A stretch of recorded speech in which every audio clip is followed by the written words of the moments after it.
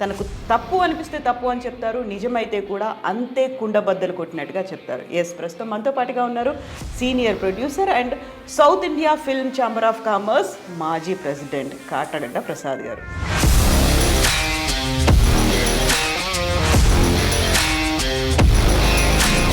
మీ దగ్గర నుంచి ఎందుకు సినిమాలు రావట్లేవు? ప్రొడక్షన్ లేదు, కానీ సుమన్ గారితోనే 12 సినిమాలు ఏంటి? నాకు కాంపౌండ్ హీరో లాగా సుమన్ దొరికాడు.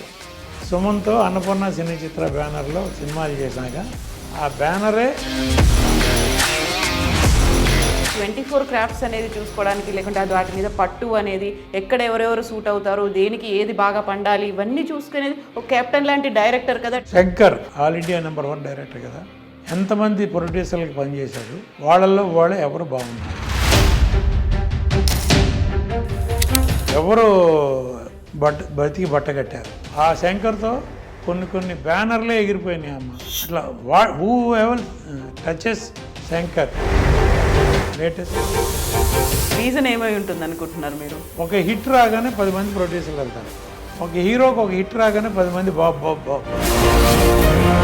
ఈ మధ్య కాలంలో వస్తున్నటువంటి భారీ బడ్జెట్ చిత్రాలతో పాటుగా మల్టీ స్టారర్ చిత్రాలు, పాన్ ఇండియా చిత్రాలు, పాన్ వరల్డ్ చిత్రాలు అనేవి వస్తున్నాయి. ఒక్కొక్కటి 600 కోట్లు, 700 కోట్లు, 1000 కోట్లతో నిర్మిస్తున్నటువంటి చిత్రాలు, ఆ తర్వాత వస్తున్నటువంటి కలెక్షన్లు, ఇవి ఇంతకాలం భారీగా సాగడంతో దీని మీద డిపెండ్ అయి ఉన్నటువంటి ఫ్యామిలీలు కూడా ఎక్కువ కాలం బతుకుతున్నాయి కదా ఏ సినిమా ఆధారంగా.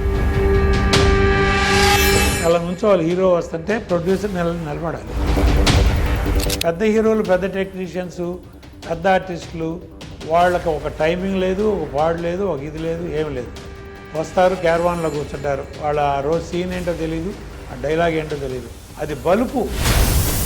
ఆ క్యారవాన్ నుంచి ఫ్లోర్లోకి రావడానికి హీరో చుట్టూ ఓ 10 మంది బౌన్సర్లు ఉండాలి. కిడ్నాప్ చేస్తారు ఆ స్టూడియోలో. అది బంధానా లేకపోతే ఎచ్చుల ఒక పేజీ డైలాగు గుర్తుపెట్టుకుని చెప్పగలిగే 2-3 హీరోలు ఉన్నారు. కాటగడ్డ ప్రసాద్ గారి దగ్గర నుంచి ఒక మూవీ ఏదైనా ఉండే ఛాన్స్ ఉందా? సార్ బాబు నాకు వద్దమ్మా, నేను డబ్బులు పెడతా, నేను సినిమా తీస్తా, నేను ఎందుకు అది అడుక్కోవాలి? అసలు ప్రొడ్యూసర్ లొకేషన్ వస్తే హీరోకి 3 రాదమ్మా, డైరెక్టర్కి 3 రాదు, సినిమా షార్ట్ తీయలేడు.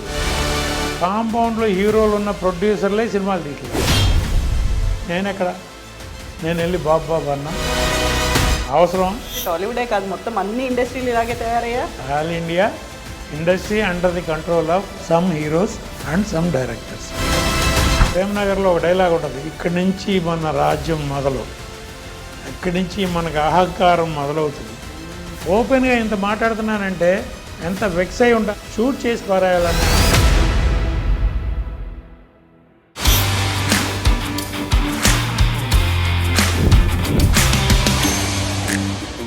కుండ బద్దలు కొట్టినట్టుగా ఏ విషయం గురించి అయినా మాట్లాడేవాళ్ళు చాలా అరుదుగా కనిపిస్తుంటారు.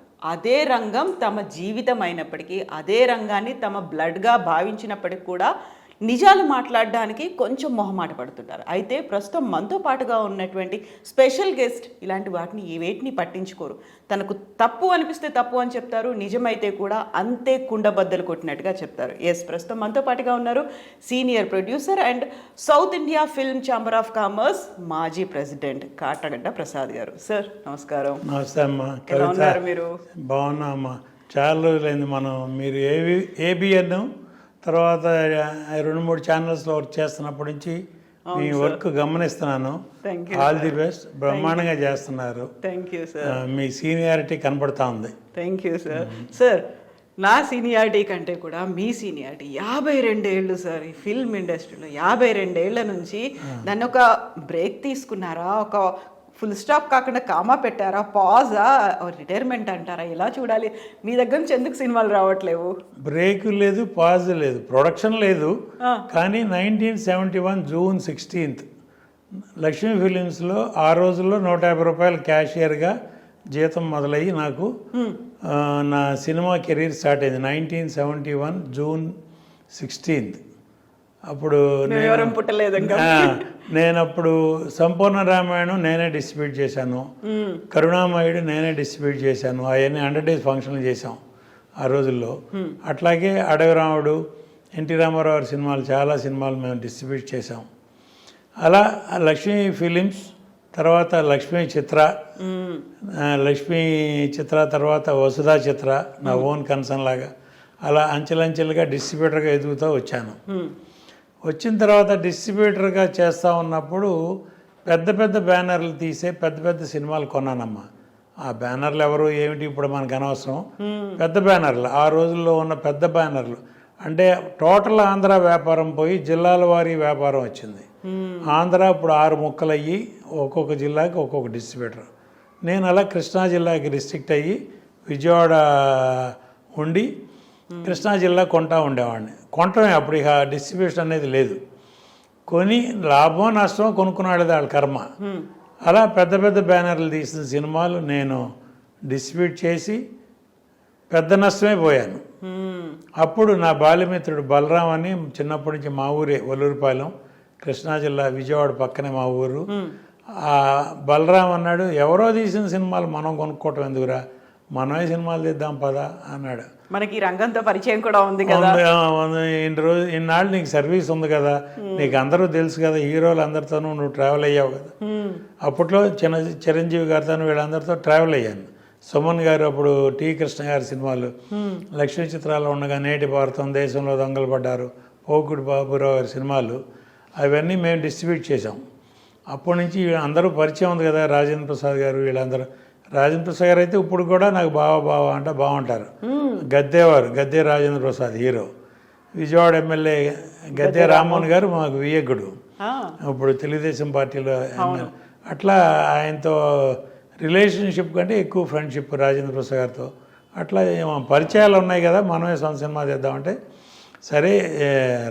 అహనా పెళ్ళంట రిలీజ్ అప్పుడు రామానాయుడు గారి టీం విజయవాడకు వచ్చారు సక్సెస్ మీట్ పెట్టడానికి. జనరల్గా రామానాయుడు గారికి అప్పట్లో అలవాటు విజయవాడ వచ్చి ఆ సినిమా ఫస్ట్ రీల్ తీసుకెళ్ళి కనకదుర్గ అమ్మవారి పాదాల దగ్గర పెట్టి సినిమా రిలీజ్ చేసేవారు.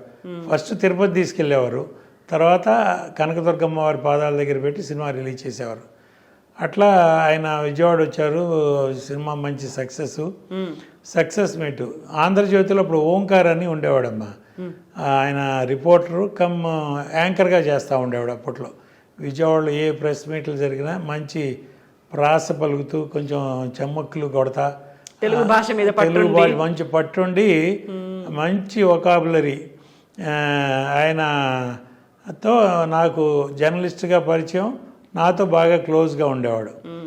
సరే, ఎప్పుడైతే బలరాం ఇట్లా అన్నాడో, జంజాల్ గారు రాజేంద్ర ప్రసాద్ గారు విజయవాడ వచ్చినప్పుడు నేను వాళ్ళిద్దరిని కలిసి, నేను ప్రొడక్షన్కి వద్దాం అనుకుంటున్నాను, మీరు కనుక సినిమా చేస్తామంటే నేను రెడీ అని చెప్తే ఓకే దాని ఉంది చేద్దామన్నారు.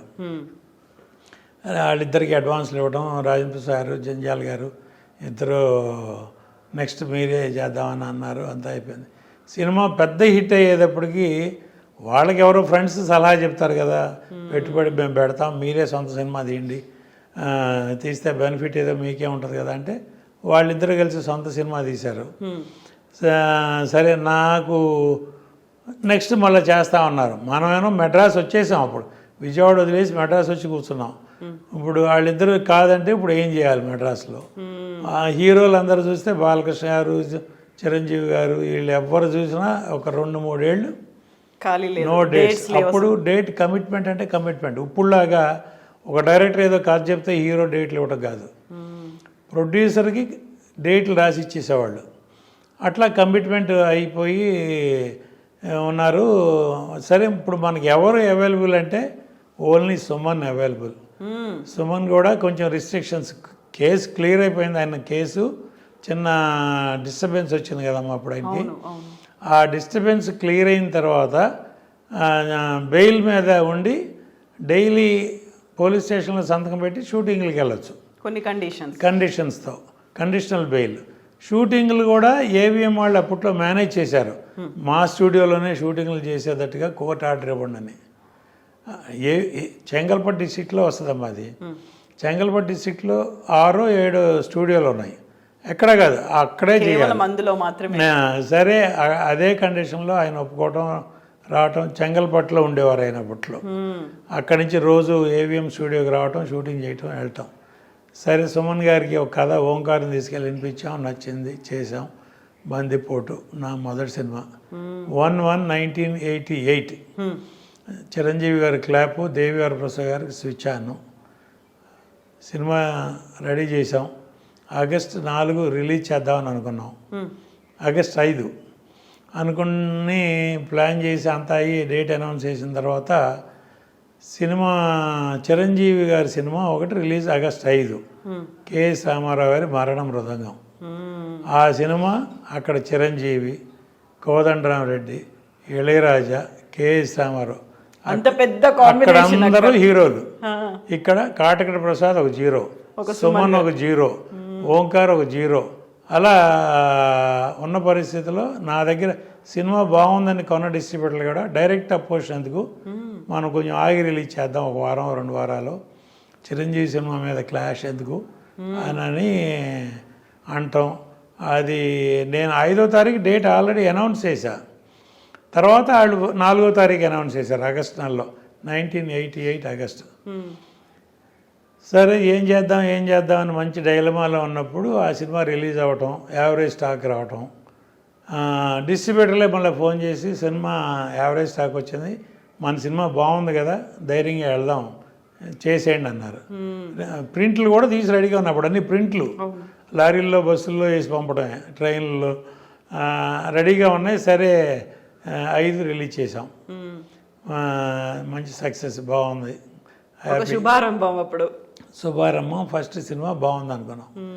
తర్వాత మళ్ళీ ఇమ్మీడియట్గా ఓంకార్ కథ చెప్పి ఉగ్రనేతుడు, మళ్ళీ సుమన్ను, ఖుష్బు, శశికళ, మనకి రజనీ అనేవాళ్ళు అక్కడ, అది సేమ్ బిఎల్వి ప్రసాద్ డైరెక్షన్. నా టీం ఏంటంటే అమ్మ Rajkoti music, Muraliramayya editors, costumes Sai, makeup Manmadharao, అట్లా మొత్తం నా టీం ప్రొడ్యూసర్ కాటరగడ్డ ప్రసాద్ గారు, హీరో సుమన్ గారు, అంతేనా? అంతే, హీరో సుమన్. ఒక హీరోయిన్లు మారేవాళ్ళు, డెఫినెట్గా మారేవాళ్ళు. డైరెక్టర్ కథను బట్టి దానికి సూటబుల్ డైరెక్టర్ ఎట్లా ఎవరైతే వాళ్ళు అట్లా రిపీట్ అయిన డైరెక్టర్లు కూడా ఉన్నారు. బిఎల్వి ప్రసాద్ నాకు ఫస్ట్ 3 సినిమాలు వరుసనే చేశారు. అట్లాగే శరత్ 3 సినిమాలు చేశాడు, సాగర్ 2 సినిమాలు చేశాడు, అట్లా ఉన్నాయి. సరే మళ్ళా కథ చెప్పడం, ఖుష్బు, శశికళ, రజనీ హీరోయిన్, ఉగ్రనేతుడు అని చెప్పాం. అంటే మా ఆశ ఏంటంటే సుమన్ గారిది క్లియర్ అయిపోయింది. ఎనీ మూమెంట్ ఈ రిస్ట్రిక్షన్స్ కూడా క్లియర్ అవుతాయి. ఆయన ఎక్కడికైనా వెళ్ళిపోవచ్చు, ఎక్కడైనా షూటింగ్ చేయొచ్చు, విదేశాలకు వెళ్ళొచ్చు అనే ఉద్దేశంతో ఆ సినిమా మొదలుపెట్టాం. బందిపోటప్పుడే ఆ ఫీలింగ్లో మొదలుపెట్టాం. సినిమా అయ్యేదాకా ఆయనకి రిలీఫ్ రాలా. సరే అని రిలీజ్ చేసాం. అప్పుడు కూడా సేమ్ ఒకే స్టూడియోలో చేసుకున్నారు. ఒకే స్టూడియోలో. అది కూడా అన్నమ్మా ఎట్లా చేసాం, సుమన్తో వర్క్ అంతా ఏవిఎంలో, సుమన్ లేని వర్క్ అంతా బయట ఒక చేజ్ తీసేవాళ్ళం అన్నమా. ఏవిఎంలో రోడ్ల మీద క్లోజప్లు సుమన్ గారితో తీసేవాళ్ళం, బీచ్ రోడ్లోనూ అక్కడ లాంగ్ షాట్లు చేసి అట్లా మ్యాచ్ చేసేవాళ్ళం. మా కెమెరామెన్ ఫిల్టర్స్ వాడి ఎక్కడో వీజీపీలోనూ, హైదరాబాద్ చార్మినార్లోనూ అక్కడ షూటింగ్లు చేసినట్టుగా తీసేవాళ్ళు. కబీర్ లాల్ మా ఇద్దరు నాకు కెమెరామెన్. ఈ విషయం అప్పుడు బయట ప్రపంచానికి తెలుసా?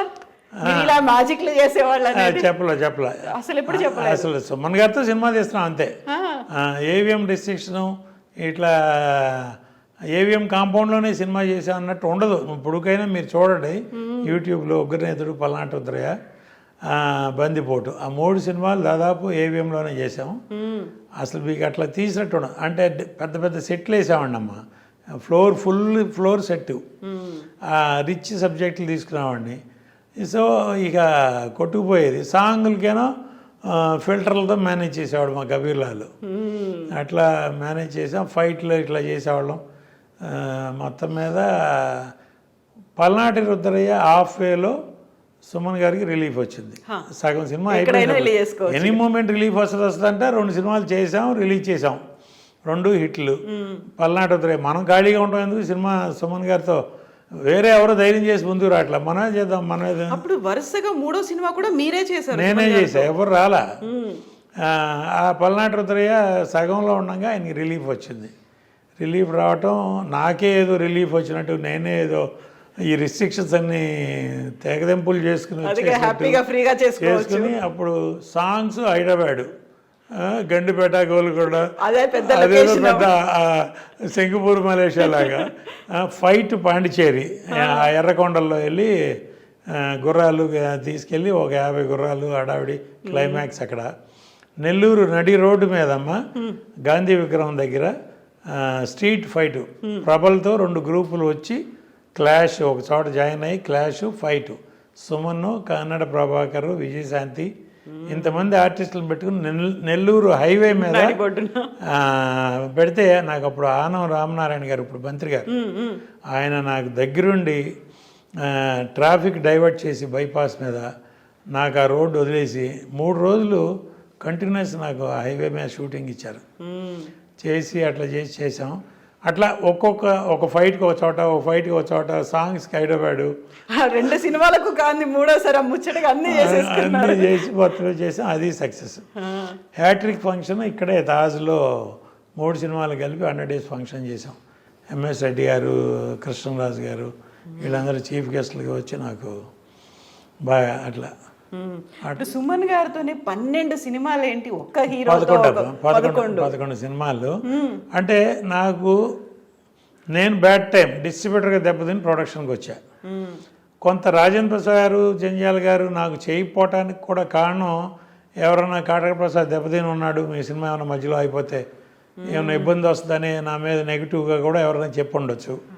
అదే ఇప్పుడు ఎవరి జాగ్రత్త వాళ్ళు పట్టడంలో తప్పులేదు కదమ్మా. అని వాళ్ళు నాకు చేయనప్పుడు నాకు కూడా ఎవరున్నారంటే నాకు సుమన్నే దొరికాడు. నాకు కాంపౌండ్ హీరోలాగా సుమన్ దొరికాడు. సుమన్తో అన్నపూర్ణ సినీ చిత్ర బ్యానర్లో సినిమాలు చేసినాక ఆ బ్యానరే ఆయనకి డెడికేట్ చేశారు. సుమన్ లేని సినిమాలన్నీ నాగేశ్వరతో తీసినాయి కానీ, నరేష్తో తీసినాయి కానీ, అవన్నీ అనుపమ ప్రొడక్షన్స్ అని, ప్రసాద్ ఆర్ట్ ప్రొడక్షన్స్ అని తీసేవాడిని. నేను సుమన్తో అన్ని సినిమాలు తీసిన తర్వాత కెఎస్ రామారావు గారు క్రియేటివ్ కమర్షియల్స్ చిరంజీవితోనే తీసేవారు. వేరే సినిమాలు తీస్తే ప్రమోద ఆర్ట్స్ అని తీసేవారు ఆయన.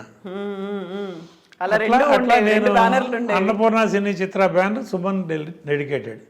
ఆ బ్యానర్లు సినిమా అంటూ తీస్తే సుమన్తో ఆ బ్యానరే ఎప్పటికైనా. సుమన్ గారు కూడా ఈ మధ్య లేటెస్ట్గా ఐ డ్రీమ్కి ఇచ్చినటువంటి ఇంటర్వ్యూలో మీ పేరే చాలా ప్రధానంగా ప్రముఖంగా చెప్పారు. సెకండ్ ఇన్నింగ్స్ అనేది మీతోనే స్టార్ట్ అయింది, అన్ని సినిమాలు బ్యాక్ టు బ్యాక్ చేయడం అనేది నిజంగా మీకు ఎంతో పేరు వచ్చిందో తనకు కూడా పేరు అదే వచ్చింది కదా. అవునమ్మా, వచ్చింది. ఇప్పుడు పల్నాటి రుద్రయ్య సక్సెస్ తర్వాత ఇక పడిపోయారు. మామూలుగా ఇండస్ట్రీలో హీరోలు కరువు ఉన్నారు. ఉన్న హీరోలు అందరికీ కమిట్ అయి ఉన్నారు. కొత్తగా వచ్చేవాళ్ళు నాబోటి వాళ్ళకి ఎవరికైనా డేట్లు కావాలి. సుమన్ హీరో ఎవరంటే సుమన్ కొంచెం ఫ్రీ అయిపోయాడు. ఒక డైరెక్టర్ని పట్టుకోవడం, ఆ డైరెక్టర్ దగ్గరికి దాసనారాయణ గారు, రవిరాజ పిర్సిట్టి గారు, ఇట్లా పెద్ద పెద్ద డైరెక్టర్లు అందరూ వచ్చి సుమన్ డేట్లు అడగటం.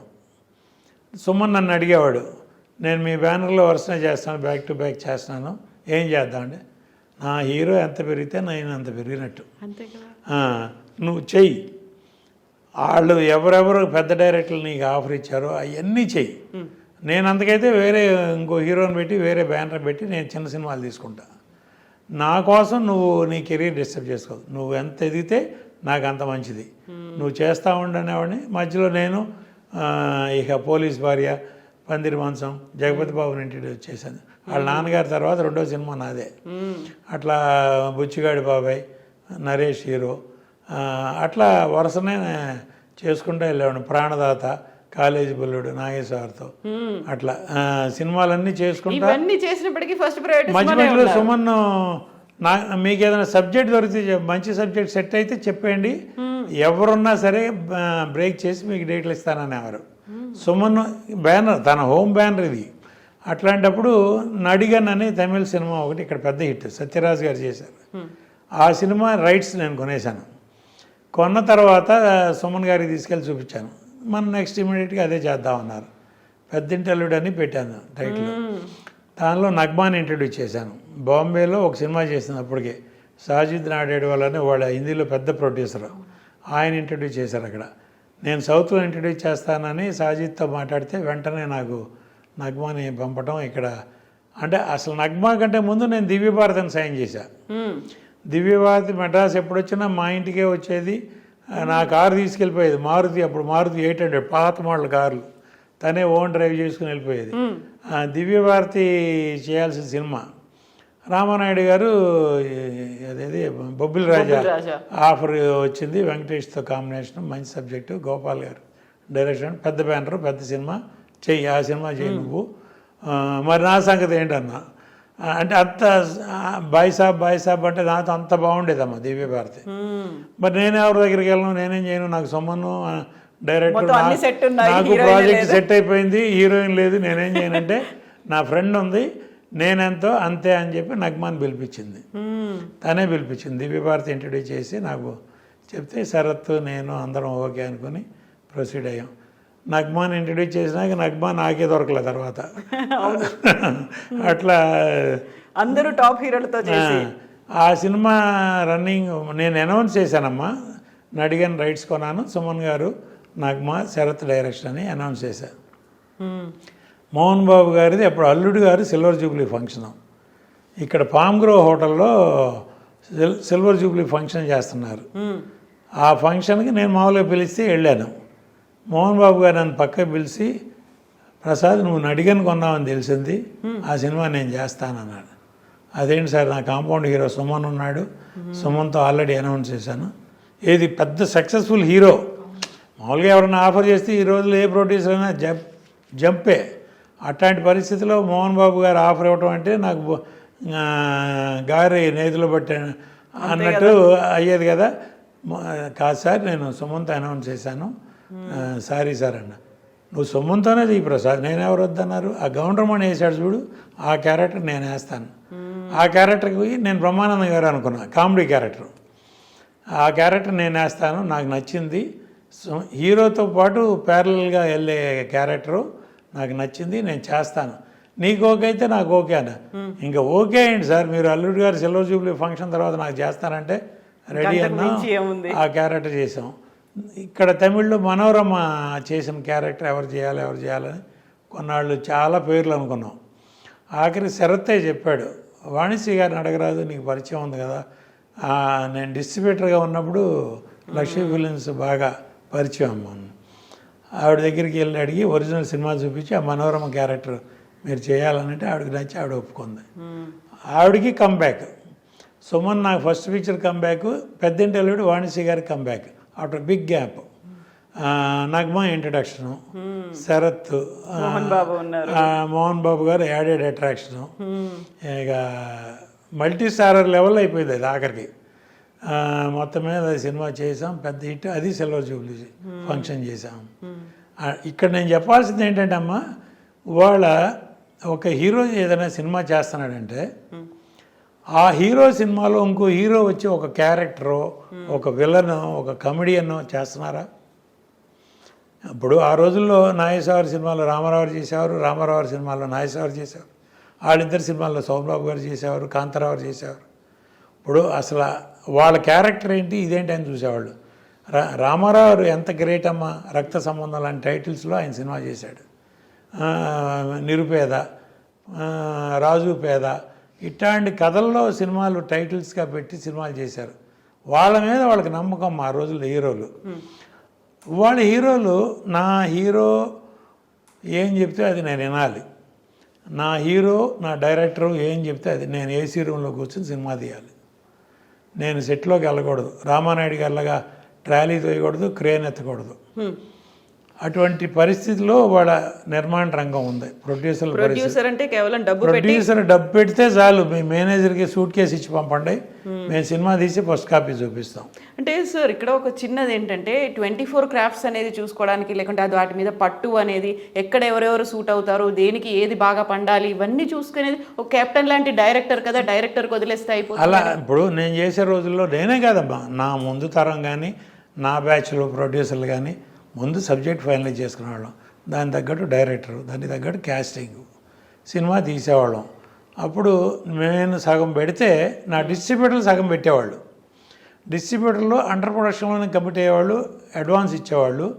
వాళ్ళకి షెడ్యూల్కి రష్ చేసి చూపించేవాళ్ళం వాళ్ళ మేము మీరు ఇచ్చిన డబ్బుతో మేము ఈ సినిమా తీసాం, ఇంత లెంత్ వచ్చింది, ఇదిగో సినిమా అని డిస్ట్రిబ్యూటర్లకి రష్ చేసి చూపించేవాళ్ళం అమ్మ.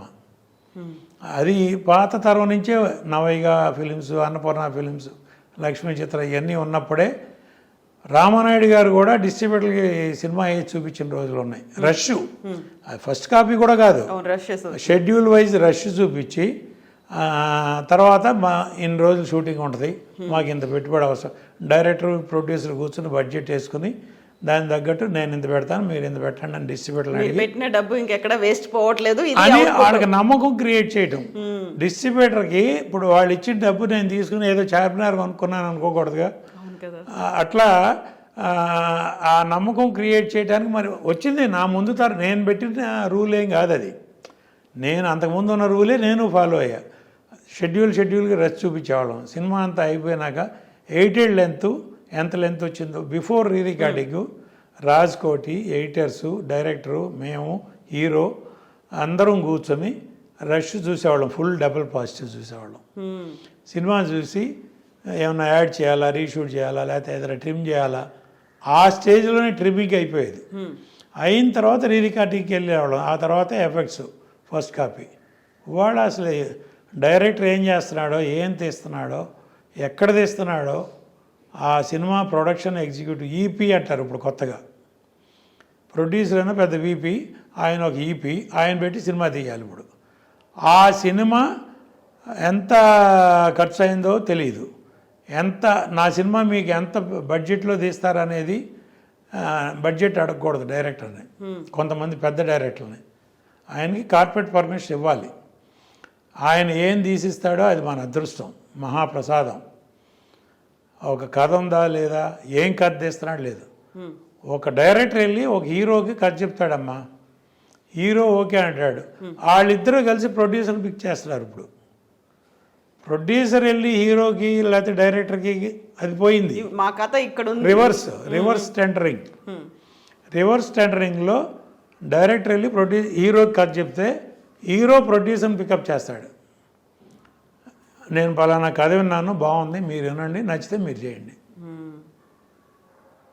కెపాసిటీ ఎవరికి ఉంది, ఆ ప్రొడ్యూసర్కి కెపాసిటీ ఉందా లేదా, ఎవరైతే సూటబుల్ ఆయన పికప్ చేస్తారు. ఇప్పుడు మళ్ళా ఆయన అన్ని రకాలుగా ఆలోచించి, ఇప్పుడు నా రోజుల నుంచి ఉన్నాయి, పలానా ప్రొడ్యూసర్ మనం డేట్లు ఇచ్చామంటే ఆ సినిమా కరెక్ట్గా ఇది తీయగలరా లేదా, సరిగ్గా మార్కెటింగ్ చేయగలరా లేదా అనే డౌట్ ఉండటంలో తప్పులేదు. అది ఎవరి కెరీర్ వాళ్ళు చూసుకునే రోజుల్లో. కానీ వాళ్ళు పిక్ చేయటమే ముందు ప్రొడ్యూసర్ని, పలానా ప్రొడ్యూసరు ఆహా పర్వాలా, ఈయనకు ఒక 5 కోట్లు 10 కోట్లు లాస్ వచ్చినా తట్టుకోగలడు అటువంటి వాళ్ళని పెడుతున్నారు.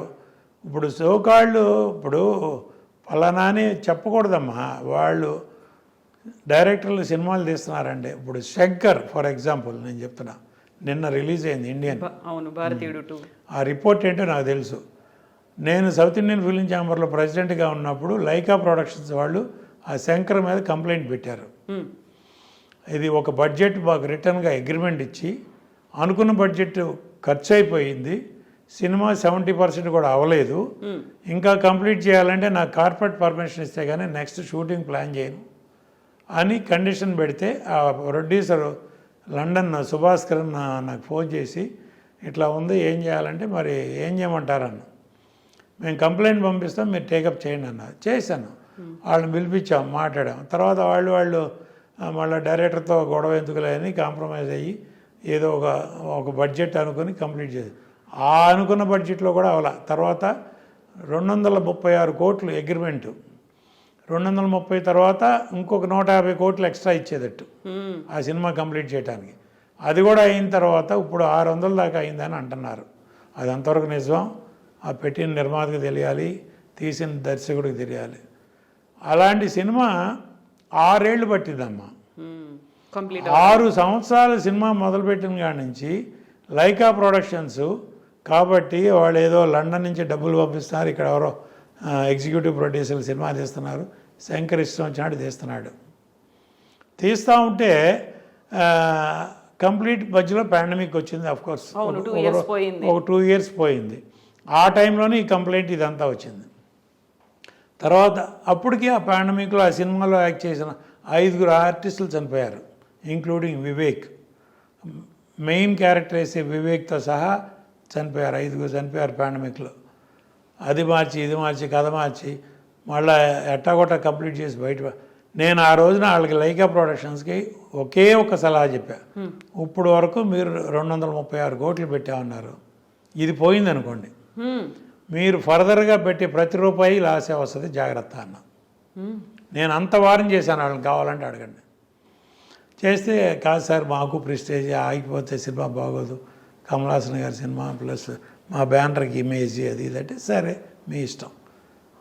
కార్పొరేట్ పర్మిషన్ ఇచ్చారు, సినిమా తీశారు, ఇది పరిస్థితి. అది దానికి ఇంకా దానికి ఇండియన్ 3 ఒకటి వస్తుంది మళ్ళీ, మీరందరూ కాసుకోండి. రీజన్ ఏమై ఉంటుంది అనుకుంటున్నారు మీరు? కథా కాకరకాయ లేదమ్మా. ఇప్పుడు అమ్మ మనం ఒక కథ అనుకుంటాం, కథ తగ్గట్టు డైరెక్టర్ అనుకుంటాం, దానికి తగ్గట్టు ఆర్టిస్టులు అనుకుంటాం, వాళ్ళు మన కంట్రోల్లో ఉంటారు. నేను సినిమా తీసే రోజుల్లో అమ్మ నా కథ మొత్తం డైలాగ్ వర్షన్తో సహా రెడీ అవ్వాలి. స్క్రిప్ట్ రీడింగ్ 2-3 సార్లు చేసేవాడిని. ఒక సినిమా చేస్తానే ఇంకో సినిమా పని చూసేవాడిని నేను. స్క్రిప్ట్ రీడింగ్ చూసుకుని లెంత్ చూసుకుని దీనికి కాస్ట్యూమ్స్, క్యారెక్టర్లు, ఆర్టిస్టులు ఎవరు, దానికి ఆర్టిస్టులకు కావాల్సిన కాస్ట్యూమ్స్ అసిస్టెంట్ డైరెక్టర్ని అడిగి ఎన్ని చేంజెస్ వస్తాయి, ఎంత కాస్ట్యూమ్స్ కావాలి, ఏం కావాలి, ఫుల్ పిక్చర్కి సరిపడ కాస్ట్యూమ్స్ రెడీగా ఉన్నాయి, ఫుల్ పిక్చర్కి సరిపడ ప్రాప్స్ రెడీగా ఉన్నాయి, అన్నీ రెడీ చేసి వాళ్ళ పొరపాటున ఒక ఆర్టిస్ట్ రాలేదు ఏదో హెల్త్ ఇష్యూలో, ఆల్టర్నేటివ్ నా షూటింగ్ ఆగేది కాదమ్మా. ఆల్టర్నేటివ్ ఏంటి, పలానా పని ఇదే ఆర్టిస్టులతో వేరే సీను, దానికి తగ్గట్టు కాస్ట్యూమ్ లేవు, ప్రాప్స్ లేవు అని అనకుండా మొత్తం రెడీగా పెట్టేవాడిని. అన్ని ప్రీ ప్లాన్డ్గా పెడితే 32 నుంచి 35 రోజులమ్మా నేను పర్ సినిమా, అంతకంటే ఎక్కువ షూటింగ్లు చేయలే. దానవీర సూరకర్ణ ఎన్టీ రామారావు గారు 3 వేషాలు, ఒకే ఫ్రేమ్లో 3 రామారావు గారు కనబడతారు, 3 వేషాలు, ఆయన డైరెక్టరు, ఆయనే ప్రొడ్యూసరు, అన్ని బాధ్యతలతో 45 రోజుల్లో ఆ సినిమా కంప్లీట్ చేశారు. With so much in camera work, graphics లేవు ఆ రోజుల్లో. మిచెల్ కెమెరాలో 3 రామారావు గారు ఫ్రేమ్లో ఒకేసారి కనపడేవాళ్ళు. ఆ సినిమా 45 రోజుల్లో రామారావు గారు చేశారు. ఒక డెడికేషన్ అమ్మ. అదే ఇవాళ 6 సంవత్సరాలు కాదు 10 సంవత్సరాలు ఇవ్వండి ఎవరైనా తీయమని చూద్దాం, ఇంపాసిబుల్ అనమాట. వాళ్ళ అంటే ఒక రకంగా మాట్లాడితే టెక్నికల్గా పెరిగిపోయింది, ఇండస్ట్రీ పెరిగిపోయింది, టెక్నాలజీ పెరిగిపోయింది, మీ కథలు పెరగలేదు కదమ్మా. అమ్మే, నాన్నే కదా, మీకు అయ్యే కథలు కదా. ఎట్టా చెప్తారో ద వే ఆఫ్ టెల్లింగ్. మీరు 100 కోట్లు రిస్క్ చేసి ఆ 100 వస్తాయా రావా అని భయపడే బదులు 10 కోట్లు 10 సినిమాలు తీయండి, 10లో 5 సినిమాలు పోయినా 5 సినిమాలు మనం కాపాడతాయి. ఇట్లాంటి ఒక్క సినిమా పోతే మన గతేమాను. లైకా వాళ్ళు కాబట్టి తట్టుకున్నారమ్మా, అదే ఇంకొకటైతే. ఈ మధ్య కాలంలో హైదరాబాద్కి సంబంధించి చిన్న చిత్రాలు లేవు, సింగిల్ స్క్రీన్స్లో మేము ఏం ప్రదర్శించుకోవట్లో తెలియట్లేదు, అందుకని మేము కొన్ని రోజులు బంద్ ఇస్తున్నాము, సింగిల్ స్క్రీన్ థియేటర్లు కొన్ని రోజులు పనిచేయవు అన్నారు. ఇదే రీజన్ కదా? ఇదే రీజన్, అదే చెప్తున్నానమ్మా. ఇప్పుడు పెద్ద సినిమాలు డిస్ట్రిబ్యూటర్లు కూడా కొంటలేదని చెప్పి అంటారు. చిన్న సినిమాలు ఇప్పుడు తమిళ్ మలయాళంలో చిన్న సినిమాలమ్మా 10 కోట్లలో తీసిన సినిమా 200 కోట్లు కలెక్ట్ చేస్తాను. ఆ మాత్రం తెలివితేటలు క్రియేటర్స్ మన దగ్గర లేరా? ఒకే డైరెక్టర్లో 10 మంది డైరెక్టర్ల మీదే పడాలా మనం. ఎవరికి ఒక హిట్ వస్తే ఆడ వెనకాల 10 మంది పడతారు. ఆడ అంతకుముందు ఒక ఫ్లాప్ తీసి ఉండొచ్చు, 2 ఫ్లాపులు తీసి ఉండొచ్చు. ఒక హిట్ రాగానే 10 మంది ప్రొడ్యూసర్లు వెళ్తారు. ఒక హీరోకి ఒక హిట్ రాగానే 10 మంది బాబు అందరూ బాబులే. ఇప్పుడు ఎక్కడి నుంచి ఎవరు డబ్బులు? ఎగ్జిబిటర్ థియేటర్ ఫీడింగ్ కోసం అడ్వాన్స్ ఇస్తాడమ్మా. వీళ్ళందరి దగ్గర అడ్వాన్స్లు తీసుకెళ్ళి డిస్ట్రిబ్యూటర్ ప్రొడ్యూసర్కి ఇస్తాడమ్మా. ప్రొడ్యూసర్ తీసుకెళ్ళి హీరోకి, ప్రొడ్యూసర్కి, ఆర్టిస్టులకి, టెక్నీషియన్స్కి ఇస్తాడు. అల్టిమేట్గా బెనిఫిట్ పొందేది వాళ్ళు, నష్టపోయేది వీళ్ళు, ప్రొడ్యూసర్, డిస్ట్రిబ్యూటర్, ఎగ్జిబిటర్. అట్లా ఎంతకాలం భరిస్తారు? వాళ్ళు సినిమా రిలీజ్ చేయాలంటే ఎగ్జిబిటర్లు అడ్వాన్స్ ఇచ్చే పొజిషన్లో లేరు. ఎంత అడ్వాన్స్ ఇవ్వాలంటే నాకు 500 కోట్లు అయింది కాస్టు, దాని మీద 600 కోట్లకి నేను అమ్ముతాను సినిమా, 600 కోట్లు అడ్వాన్స్ కావాలి. ఆ కొనుక్కున్న వాళ్ళు ఏదో ఎక్స్ట్రా వేసుకుని వాళ్ళు అడుగుతారు. ఇస్తే బ్లాక్ అయిపోతుంది. ఆ ఎగ్జిబిటరు డిస్ట్రిబ్యూటరు మళ్ళీ ఇంకో సినిమాకి వెళ్ళే పరిస్థితి లేదు. ఆ ప్రొడ్యూసర్ దగ్గర డిస్ట్రిబ్యూటర్ దగ్గర రికవరీ లేదు. అందరూ లాస్ పోయారుగా. ఎక్కడికి వెళ్ళింది ఈ మూటలన్నీ అంటే ఒక చోటకి వెళ్ళినాయి, 2 చోట్లకి వెళ్ళి. అట్లా సక్సెస్ రేట్ ఎంతమ్మా? Maximum 5 to 7%. సంవత్సరానికి 200 సినిమాలు వస్తే 14-15 సినిమాల కంటే హిట్లు చూపిండి. ఎవరిదన్నా కానీ, ఏ హీరోలు ఎవరిదన్నా కానీ 200 సినిమాలు వస్తాయి, చిన్న పెద్ద అన్నీ కలిపి. వాటిలో ఇండస్ట్రీని పోషించే చిన్న నిర్మాతలేగా. పెద్ద హీరోల సినిమాలు ఎన్ని వస్తాయి? ఒక హీరో సంవత్సరానికి ఒక సినిమా చేస్తాడు. 20 మంది హీరోలు ఉన్నారు, 20 సినిమాలు. మిగతా 180 సినిమాలు ఎవరు? చిన్న సినిమాలు, చిన్న నిర్మాతలేగా. వాళ్ళు ఏదో కథలు నమ్ముకునో, డైరెక్టర్ నమ్ముకునో, ఏదో సినిమా ప్యాషనో వస్తారమ్మా. వాళ్ళని మనం ఎంకరేజ్ చేయాలా వద్దా? ఎంకరేజ్ చేయకుండా చిన్న సినిమాలకి థియేటర్లు ఇవ్వకుండా లీజు, ఇప్పుడు 1 లక్ష రూపాయలకి లీజు తీసుకుని 2 లక్షలకి ఛార్జ్ చేస్తారు డిస్ట్రిబ్యూటర్కి. ఎవరు ఏంటని కాదు, ఇండస్ట్రీ.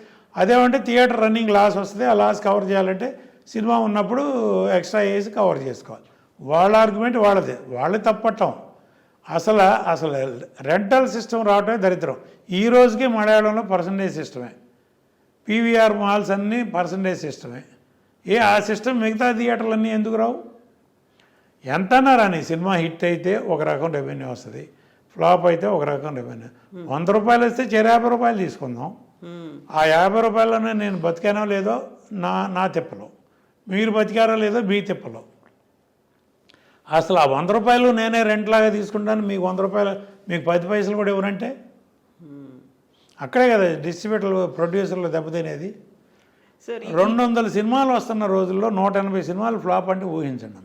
ఈ మధ్య కాలంలో వస్తున్నటువంటి భారీ బడ్జెట్ చిత్రాలతో పాటుగా మల్టీ స్టారర్ చిత్రాలు, పాన్ ఇండియా చిత్రాలు, పాన్ వరల్డ్ చిత్రాలు అనేవి వస్తున్నాయి. ఒక్కొక్కటి 600 కోట్లు, 700 కోట్లు, 1000 కోట్లతో నిర్మిస్తున్నటువంటి చిత్రాలు, ఆ తర్వాత వస్తున్నటువంటి కలెక్షన్లు, ఇవి ఇంతకాలం భారీగా సాగడంతో దీని మీద డిపెండ్ అయి ఉన్నటువంటి ఫ్యామిలీలు కూడా ఎక్కువ కాలం బతుకుతున్నాయి కదా, ఏ సినిమా ఆధారంగా అనేది కూడా. ఇదే సినిమా ఆధారంగా బతుకుతున్నారమ్మ. అదొక వింగ్ అమ్మ. అట్లా ఎన్ని ఉంటాయి? నేను చెప్పినట్టు 20 సినిమాలు ఉంటాయి. మిగతా 180 సినిమాలు చిన్న సినిమాలేగా, దాని మీద కూడా బతుకుతున్నారుగా. సినిమా అనేది ఉంటే 100 మంది 100 ఫ్యామిలీలు బతుకుతాయిగా. మినిమం 100 క్రూ కదా.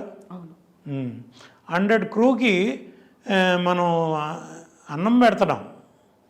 వాళ్ళు మన మీద కష్టపడి నిజంగా చిన్న సినిమాలకే డెడికేటెడ్గా పనిచేస్తారు. పెద్ద హీరోలు, పెద్ద టెక్నీషియన్స్, పెద్ద ఆర్టిస్టులు, వాళ్ళకి ఒక టైమింగ్ లేదు, ఒక పాడు లేదు, ఒక ఇది లేదు, ఏమి లేదు. వస్తారు, క్యారవాన్లో కూర్చుంటారు. వాళ్ళ ఆ రోజు సీన్ ఏంటో తెలీదు, ఆ డైలాగ్ ఏంటో తెలీదు. అసిస్టెంట్ డైరెక్టర్ వెళ్ళి క్యారవాన్లోకి వెళ్ళి బాబు షార్ట్ రెడీ అంటే అప్పుడు వస్తారు, అప్పుడు డైలాగ్ చూస్తారు, అది చేస్తారు. అప్పుడు మళ్ళీ ఒక అరగంట అక్కడ. అంతకుముందు రోజుకి 6 సీన్లు తీసేవాళ్ళం అమ్మ. నేను రామానాయుడు గారిని చూసి నేర్చుకున్నా. 6 సీన్లు తీసేవాళ్ళం, వాళ్ళు 6 షార్ట్లు ఇస్తున్నామా? ఓకే, పెద్ద సినిమాలు వాళ్ళకి వాళ్ళ మార్కెట్ వేరు, వాళ్ళ బిజినెస్ వేరు. పాన్ ఇండియా అనండి, పాన్ వరల్డ్ అనండి. శంకరాభరణం పాన్ వరల్డ్ కదా, దానవీర సూరకర్ణ పాన్ వరల్డ్ కదా, అడవిరాముడు పాన్ వరల్డ్ కదా. ఇవన్నీ 40 రోజుల్లో తీసిన సినిమాలేగా. రాఘవేంద్రరావు 40-45 రోజుల్లో తీసిన సినిమాలకి ఇవన్నీ. హిట్ అయితే పాన్ వరల్డ్, ఫట్ అయితే పాన్ ఇండియా, అది కూడా లేకపోతే పాన్ మన ఊరు. అంతకుమించి ఏముందమ్మా? ఇప్పుడు ఊరే మనం అది బలుపు, లేకపోతే అది నిజంగా ఎనర్జీయా, మీకు నిజంగా బలమా బలుపా? అయితే సార్, ఇప్పుడు ఎంత ఖర్చు పెడుతున్నారో అంతకు మించి రికార్డుల కలెక్షన్స్ కావచ్చు, అంతకు ముందు ఒక బెంచ్ మార్క్ అనేది ఉంటుంది. ఇప్పుడు బాహుబలి 2 తీసుకోండి, బాహుబలి 2 అనేది వచ్చినటువంటి వసూళ్లను మించి రావాలి అనేది ఒక ట్రెండ్గా పెట్టుకున్నారు కదా. మేము ఇంత పెట్టాము, దాన్ని మించి. నాకు 100 కోట్లు, నేను సినిమా తీసాను, 100 కోట్లు వచ్చిందమ్మా. అదే హీరో ముందు రేటు పెంచుతాడు. ఫస్ట్ పాయింట్, ఎంత తీసుకున్నాడో ఇమ్మీడియట్గా డబల్ రేటు. ఇంత మార్కెట్ దృష్టిలో పెట్టుకుని రేటు పెంచుతాడు. దాని తగ్గట్టు టోటల్గా కాస్ట్ పెరిగిపోతుంది. దాని తగ్గట్టు మార్కెటింగ్కి వెళ్తాం. అల్టిమేట్గా 100 కోట్లు అనుకున్న సినిమా 200 కోట్లు అవుతుంది. 200 కోట్లకి అమ్ముతాం, డిస్ట్రిబ్యూటర్లు నష్టపోతున్నారు. అదొక వార్షు. ప్యాన్ వాళ్ళు పెద్ద పెద్ద సినిమాలు, ఇప్పుడు మల్టీ స్టార్ కాస్ట్ హీరోలు, డిఫరెంట్ లాంగ్వేజెస్లో హీరోలను కలిపి, తమిళ్లో మా హీరో ఒకడు, మలయాళం హీరో ఒకడు, హిందీ హీరో ఒకడు, మన హీరో ఒకడు, పెట్టి పెడుతున్నాం. వాళ్ళు చేసుకుని అమ్మ వాళ్ళకి కార్పొరేట్ కంపెనీలు వస్తున్నాయి, కార్పొరేట్ కంపెనీలు ఫండింగ్ వస్తున్నాయి, వాళ్ళు తిప్పలాళ్ళు పడతారు. పెద్ద ప్రొడ్యూసర్లు వాళ్ళు ఎట్టాగొట్ట మార్కెటింగ్ చేసి చేసుకుంటారు. అల్టిమేట్గా ఓటీటీ అని ఆ సినిమాలకి డిజిటల్ రైట్స్ మంచి రేట్లే వస్తున్నాయి. ఇప్పుడు అవేర్నెస్ ఏంటంటే లేటెస్ట్గా డిజిటల్ వాళ్ళందరూ కుంభక్ అయిపోయారు, వాళ్ళందరూ సిండికేట్ అయిపోయి వాళ్ళకి సఫిషియెంట్ సబ్స్క్రైబ్ అయిపోయింది. మాకు కూడా పెద్ద హీరోల సినిమాలు తప్పితే చిన్న సినిమాలు అక్కర్లా. పెద్ద హీరోలు కూడా ప్యాన్ వాళ్ళు, అంటే ఒక లాంగ్వేజ్లో మీరు సినిమా తీస్తే 4 లాంగ్వేజ్లో డబ్ చేసి 5 లాంగ్వేజ్లు సాఫ్ట్వేర్ వాళ్ళకి ఇవ్వాలి. 5 లాంగ్వేజ్లో వాళ్ళ నెట్ఫ్లిక్స్, అమెజాన్ వాళ్ళు వాడుకుంటారు. ఇప్పుడు మనం ఒక సినిమా తీస్తున్నామమ్మా, 3 ఏళ్ళు కష్టపడి ఒక హీరో చుట్టూ తిరుగుతాం, 3 ఏళ్ళు కష్టపడి ఒక సినిమా తీస్తాం. ఆ సినిమా మన దగ్గర ఎన్నాళ్ళు ఉంటుంది అంటే 3 నెలలు. మన వస్తువు 3 నెలల తర్వాత అది మనది కాదు. దాని మీద మన సర్వ హక్కులు ఓటీటీ వాడికో శాటిలైట్ వాడికో XYZ ఎవరికో ఇచ్చేస్తాం. రేపు 3 నెలల తర్వాత మనకి ఆ సినిమా మీద 100 రూపాయలు వచ్చేది లేదు. పాతాళ భైరవి, గుండం కథ ఇవన్నీ విజయ పిక్చర్స్ వాళ్ళు, NIT బ్యానర్లు ఇవన్నీ, అన్నపూర్ణ స్టూడియో వాళ్ళు, దుక్కిపాటి వసుంధరావు వాళ్ళ సినిమాలన్నీ సంవత్సరానికి ఒకసారి విజయవాడలో రిలీజ్ అయ్యాయి. రిపీట్ రన్లు. పాత సినిమాలు దానవీర సూరకర్ణ సంవత్సరానికి ఒకసారి రిలీజ్ అయ్యేది.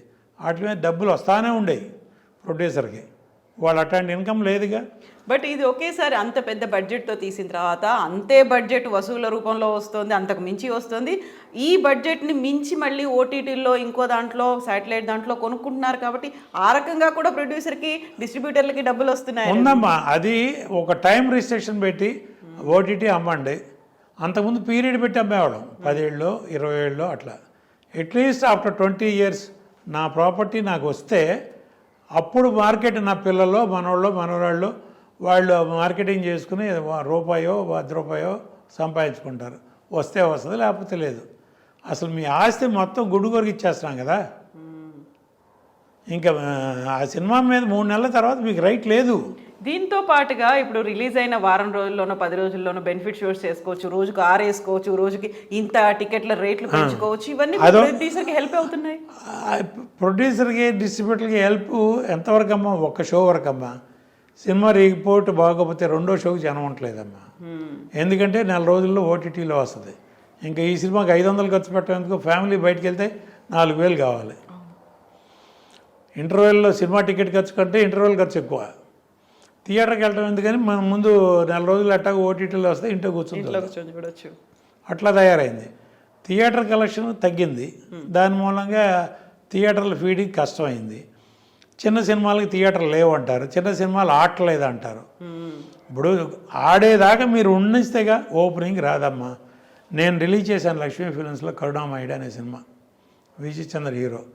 ఓపెనింగు అసలు హోల్డ్ ఓవర్ అంటే తక్కువ, 3,000 కెపాసిటీ ఉన్న థియేటర్కి 300 రూపాయలు కూడా రాలే కలెక్షన్.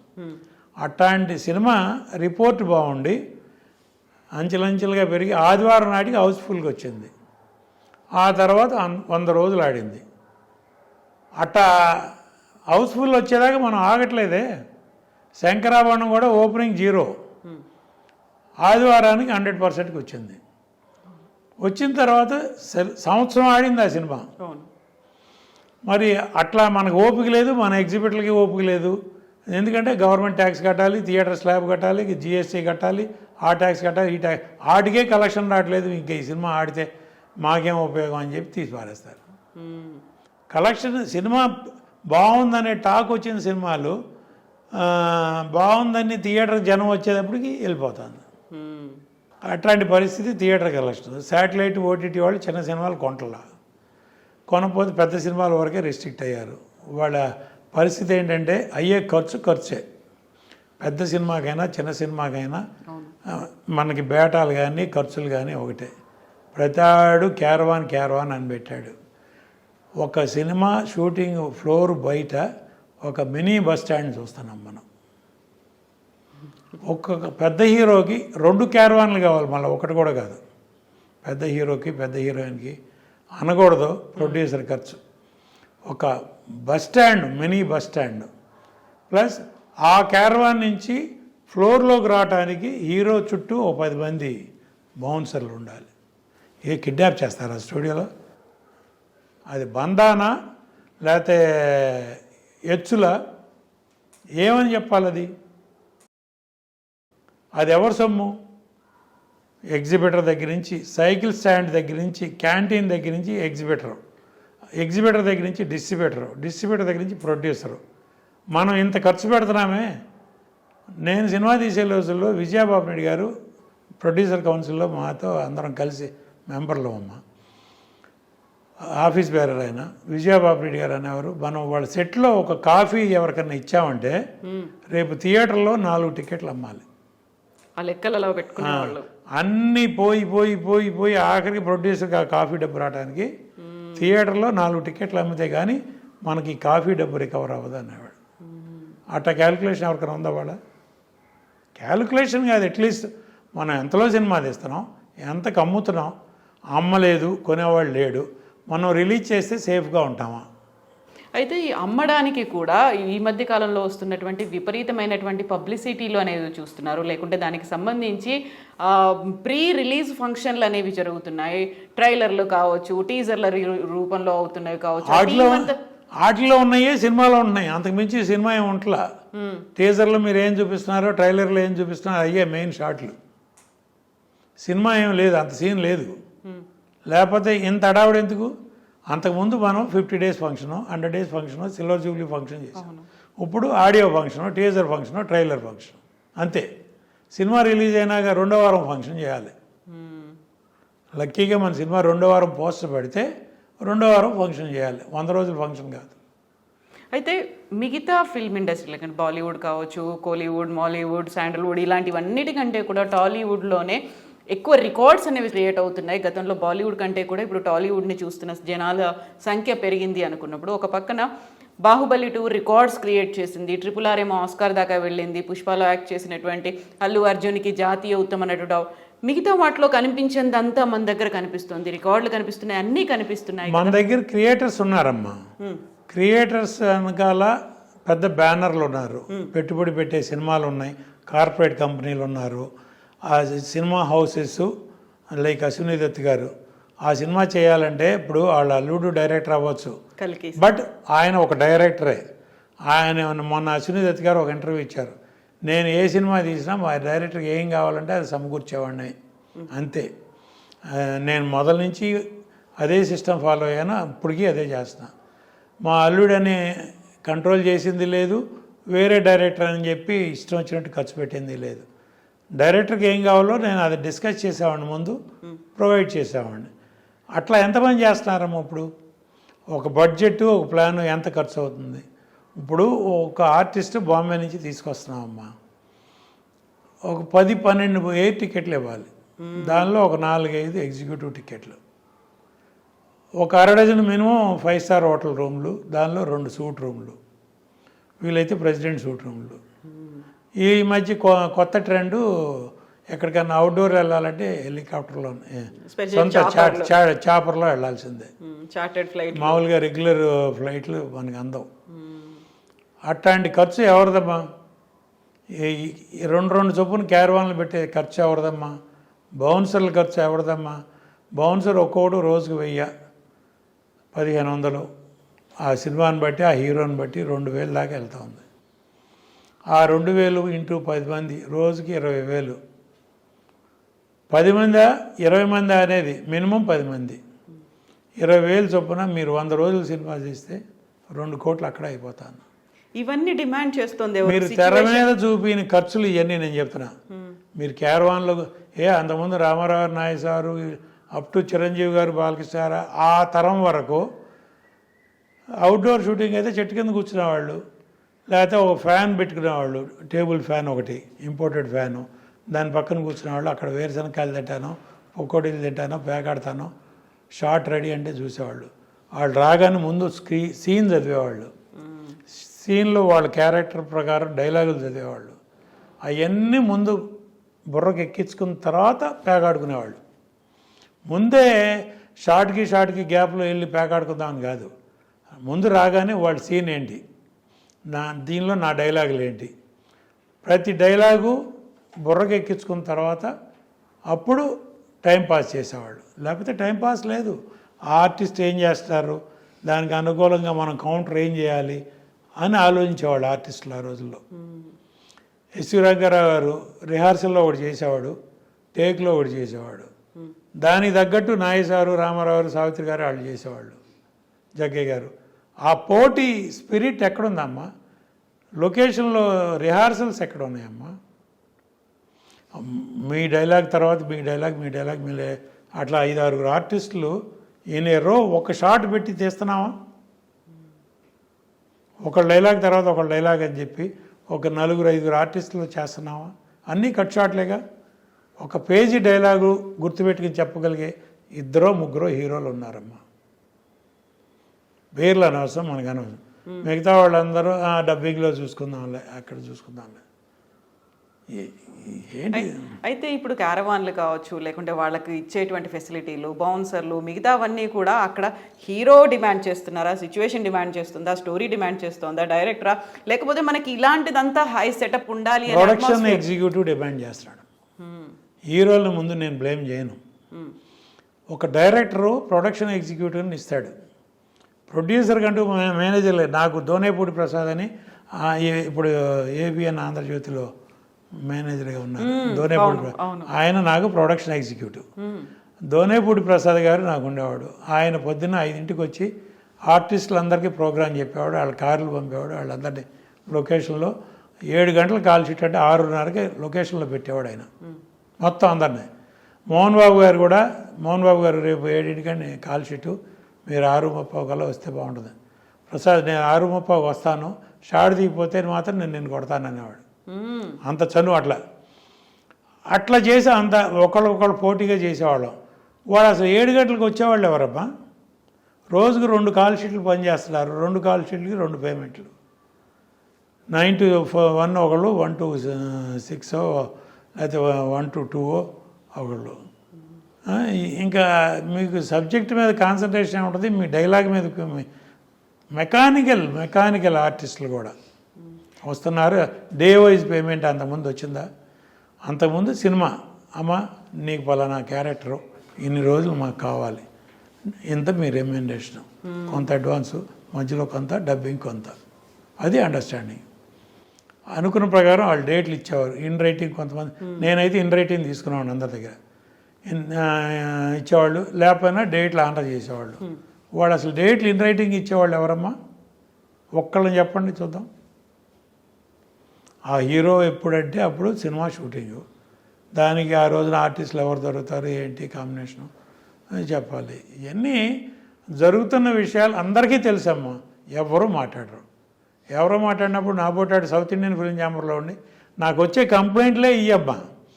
ఇప్పుడు తెలుగులో, తమిళ్లో, కన్నడలో, మలయాళంలో హీరోల మీద, హీరోయిన్ల మీద కూడా కంప్లైంట్లు ఎన్నో వచ్చినాయి. ఏం చేస్తారు మీరు ఇప్పుడు? ఆర్టిస్టులు పిలిచి మేము కేకలేస్తామమ్మా. సౌత్ ఇండియన్ ఫిల్మ్ ఛాంబర్లో కన్సలేషన్ కమిటీ మీటింగ్ ఒకటి ఉంది. దానికి ఇలియానా ఓ ప్రొడ్యూసర్ దగ్గర, తమిళ్ ప్రొడ్యూసర్ దగ్గర అడ్వాన్స్ తీసుకుంది 40 లక్షలు. సినిమా చేస్తానని అడ్వాన్స్ తీసుకుంది. డేట్లు ఇవ్వదు, తీసుకుని అడ్వాన్స్ రిటర్న్ ఇవ్వదు.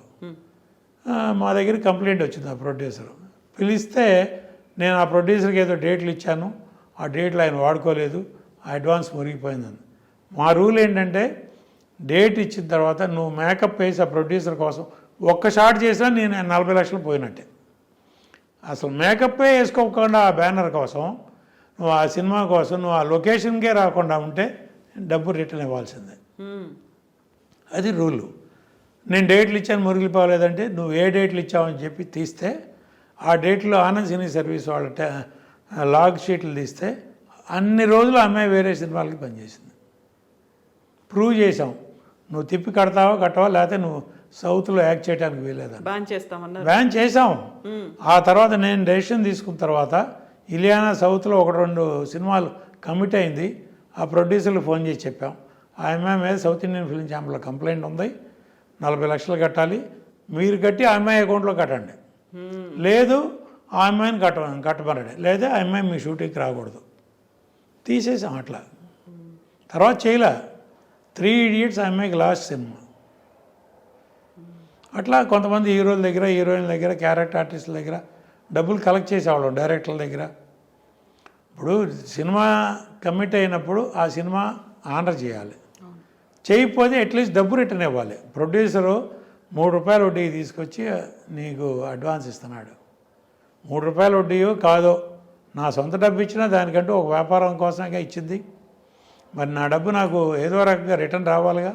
అసలుకే దిక్కు తీవాణం లేకపోతే కంప్లైంట్లు. South Indian film chamber duty అదమ్మా. సౌత్ ఇండియన్ ఫిలిం ఛాంబర్ అంటే ఏంటి అనుకుంటారు, 4 లాంగ్వేజ్లో కంప్లైంట్లు, అట్లాగే internal language to language complaints. నేను ఒక తమిళ సినిమా తీశాను, నాకు చెప్పకుండా నువ్వు తెలుగులో తీసేసాను నా కథ, ఆ కంప్లైంట్ నా దగ్గరికి వస్తుంది. నేను ఆ ప్రొడ్యూసర్ని పిలిచి ఆ సినిమా చూసి నువ్వు రైట్స్ కొనకుండా సినిమా తీసావు అని పెనాల్టీ వేస్తాం. ఎంత రైట్స్ రీజనబుల్గా. ఇప్పుడు ఈ పెనాల్టీలు ఇవన్నిటితో పాటుగా ఒక భారీ బడ్జెట్ సినిమా, మీరు చెప్పినట్టుగా ఒక హీరో ఒక డైరెక్టర్ కలిసి ప్రొడ్యూసర్ని చూసుకొని వాళ్ళతో తీయించారు, బట్ అక్కడ లాస్ అనేది వచ్చింది. ఎవరిని లయబుల్ చేస్తారు? మిమ్మల్ని నమ్ముకొని మీరు పెట్టుకున్నటువంటి ప్రొడ్యూసర్ తీసిన సినిమా నష్టపోయింది కాబట్టి first person to blame is producer. నీ దగ్గర ఏదీ రిటర్న్ లేకుండా 100 కోట్లు 1000 కోట్లు ఎవడో కార్పొరేట్ కంపెనీ వాడు వన్ ఫైన్ మార్నింగ్ వాడు యూటర్న్ తీసుకోవచ్చు. బట్ మనం ఇక్కడ ఇన్వాల్వ్ అవుతున్నాం. ఇక్కడ అప్పు చేసో ఆస్తులు తాకట్టు పెట్టో మనం సినిమా తీస్తున్నాం. ఆ ప్రొడ్యూసరు డైరెక్టరు హీరో నాకు ఇంత బడ్జెట్లో సినిమా తీస్తున్నప్పుడు లైకా వాళ్ళకి నేను చెప్పింది అదే. అంతకుముందు ఒక కంప్లైంట్ వస్తే మీరు రిటర్న్గా లేనప్పుడు కంప్లైంట్ లేదండి మేము తీసుకోలేము అంటేనే శంకర్తో రిటర్న్ అగ్రిమెంట్ చేశారు. చేసిన తర్వాత కూడా అది ఆన్ రావాలి. అప్పుడు మా దగ్గరికి కంప్లైంట్ వచ్చింది. మీరి పనిచేసే వాళ్ళని ఆ తర్వాత ఇక కంప్లైంట్గా లేదు. ఎందుకంటే 250 కోట్లు ఇన్వాల్వ్ అయినాక ప్రొడ్యూసర్ ఎక్కడ పోతాడు? ఆ శంకర్ ఇప్పుడు వరకునమ్మా ఏ ప్రొడ్యూసర్ బాగుపడ్డాడో చూపండి. ఆల్ ఇండియా నెంబర్ 1 డైరెక్టర్ కదా. ఎంతమంది ప్రొడ్యూసర్లకి పనిచేశాడు, వాళ్ళల్లో వాళ్ళు ఎవరు బాగున్నారు, ఎవరు బతికి బట్టగట్టారు, ఇంక్లూడింగ్ ఏవిఎం. శంకర్తో సినిమా తీసి నష్టపోయి ఆడు ప్రొడక్షనే వద్దు బాబు అని ఆగిపోయారు. ఆడ చేతిలో స్టూడియో ఉంది, రికార్డింగ్ థియేటర్లు ఉన్నాయి, XYZ అన్నీ ఉన్నాయి. అటువంటి వాళ్ళు సినిమాలు తీయటం మానేసి టీవీ సీరియల్స్కి షార్ట్ ఫిలిమ్స్కి వెళ్ళిపోయారు. సేమ్ శివాజీ సినిమా మూలంగా ఆ శంకర్తో కొన్ని బ్యానర్లే ఎగిరిపోయినాయి అమ్మ. ఆస్కార్ రవిచంద్రన్ పెద్ద డిస్ట్రిబ్యూటరు ఐ అనే సినిమాతో జెండా ఎత్తేసాడు. ఏఎం రత్నం అట్లా హూ ఎవర్ టచెస్ శంకర్ చెప్పండి ఎవరు హ్యాపీగా ఉన్నారు? Latest Lyca. ఇప్పుడు వాళ్ళ ఇండియన్ 2 అయిపోయింది, 3 తీస్తారంట. ఎక్కడింది వాళ్ళు డబ్బులు ఇవి? వాళ్ళంటే లండన్ నుంచి తెస్తున్నారమ్మా. ఈ డబ్బులన్నీ ఎక్కడి నుంచి వస్తున్నాయి అనుకున్నారు? 600 కోట్లు 1000 కోట్లు 800 కోట్లు అదేనమ్మా, లండన్ నుంచి వస్తున్నాయి లైకాకి. వాళ్ళు సినిమా ప్యాషన్ అమ్మా. పాపం సుభాస్కర్ అన్న ఆయన 1500 కోట్లు FDI పర్మిషన్ తీసుకుని ఇండియాలో డబ్ చేస్తున్నాడు, సినిమాలు తీస్తున్నాడు. ఇప్పుడు నాకు తెలిసి మధ్యలో ఆ మణిరత్నం సినిమాల్లో మాత్రం సంపాదించారు. ఒక 200-300 కోట్లు సంపాదించారు. PS పొన్నియిన్ సెల్వం. మిగతా అన్ని సినిమాలు వాళ్ళకి లాసేనమ్మా. నెట్గా యాజ్ ఆన్ టుడే నాకు తెలిసి మినిమం వాళ్ళకి 500-600 కోట్లు లాస్ ఉన్నట్టు. మిగతా వాళ్ళకి ఎలా వస్తున్నాయి డబ్బులు? మరి మిగతా వాళ్ళు నష్టం చెప్పలేమమ్మా. ఇప్పుడు చెప్తున్న లెక్కలన్నీ సరైనవే అంటారా? మిగతా వాళ్ళందరూ నేను చెప్తున్నానమ్మా, ప్రొడ్యూసర్లు ఇల్లు అమ్ముకున్నారు, హీరోలు ఇల్లు కొనుక్కుంటారు. అయితే ఇప్పుడు 200 కోట్లు పెట్టారు, 300 కోట్లు పెట్టారు, దీనికి 600 కోట్లు 700 కోట్లు వచ్చాయన్నారు. ఈ 2 లెక్కలు సరైనవే అంటారా మీరు? 600 కోట్లు అదే బలుపు అంటాను నేను. గ్రాస్ అమ్మ, 600 కోట్లు గ్రాసు. విజయబాబు రెడ్డి గారు లెక్క చెప్పాను కదమ్మా. మన కాఫీ డబ్బులు మనకు రావాలంటే అక్కడ 4 టికెట్లు తగ్గాలన్నాను. 600లో మనకి ఎంత డబ్బు వస్తుంది? 600 కరెక్ట్ చేసిందమ్మా. దానిలో GST పోవాలి, థియేటర్ ట్యాక్స్ పోవాలి, డిస్ట్రిబ్యూటర్ షేర్ పోవాలి, తర్వాత థియేటర్ రెంట్ పోవాలి, ఆఖరికి డిస్ట్రిబ్యూటర్ కమిషన్ పోవాలి, ఆ తర్వాత ప్రొడ్యూసర్ షేర్ వస్తుంది. 600 కోట్లలో మన చేతికి వచ్చేది ఎంత? మనం పెట్టేది 600 పెడుతున్నాం. ఇప్పుడు బిజినెస్ ఒక రకంగా పెద్ద సినిమాలకి బిజినెస్ గ్యారంటీ ఉందనుకున్నాం. ఏది పాన్ ఇండియా అని పెట్టి ఓటీటీలు శాటిలైట్లు ఇప్పుడు వాళ్ళు కంట్రోల్ చేస్తున్నారమ్మా. కమిట్మెంట్లే ఆనర్ చేయట్లా. పెద్ద అవేర్నెస్ నేను ఇప్పుడు ప్రొడ్యూసర్లు చెప్తున్నాను. ఓటీటీ కంపెనీలు కమిట్మెంట్ ఆనర్ చేయట్లా. ఒక పేమెంట్ ఇస్తారు, అగ్రిమెంట్ చేస్తారు, దానిలో క్లాజ్ పెడతారు, మీ పిక్చర్ ఈ రేంజ్లో సక్సెస్ అయితే అగ్రిమెంట్ ఆనరు, లేకపోతే లేదు. ఫైనల్ పేమెంట్ ఆపేస్తున్నారు. సినిమా రిలీజ్ అయిన తర్వాత ఫ్లాప్ అయితే ఎవరు. నేను ఫస్ట్ ఇంటర్వ్యూ స్టార్టింగ్లో అడిగిన క్వశ్చన్కి అటు ఒక పాజా లేకుంటే కామా పెట్టారా ఏంటి అన్నదానికి ఇవన్నీ రీజన్స్ అయితే వచ్చాయి.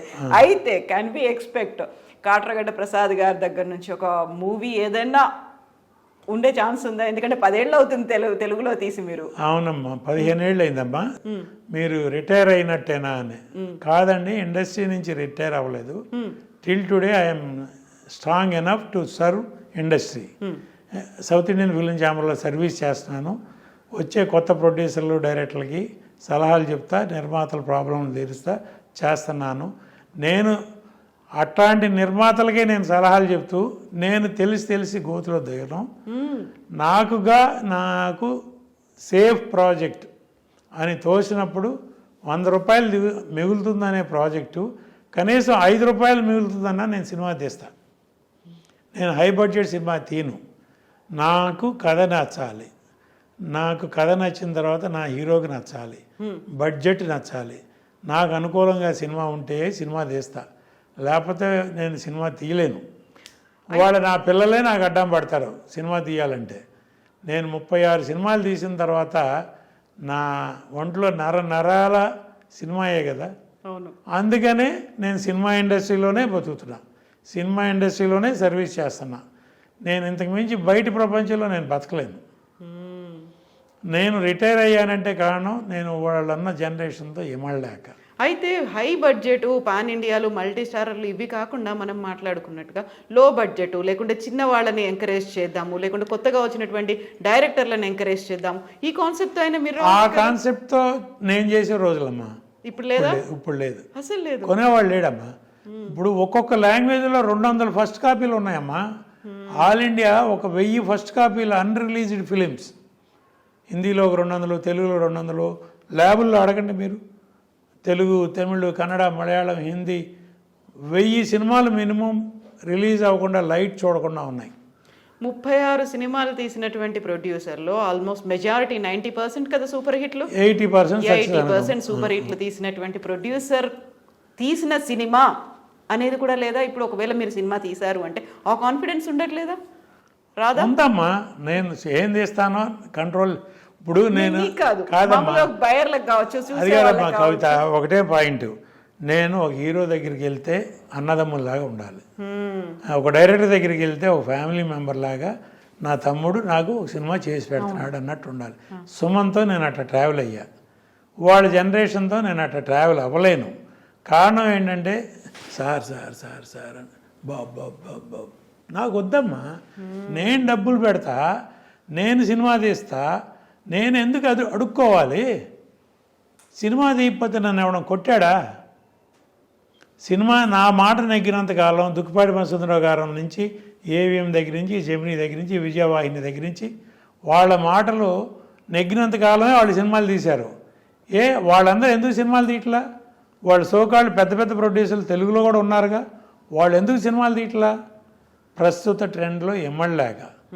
వాడు తీసే ప్రొడ్యూసర్ల కంటే సినిమాలు తీయలేని పెద్ద ప్రొడ్యూసర్ కౌన్సిల్లో 4,000 మంది మెంబర్లు ఉన్నారు.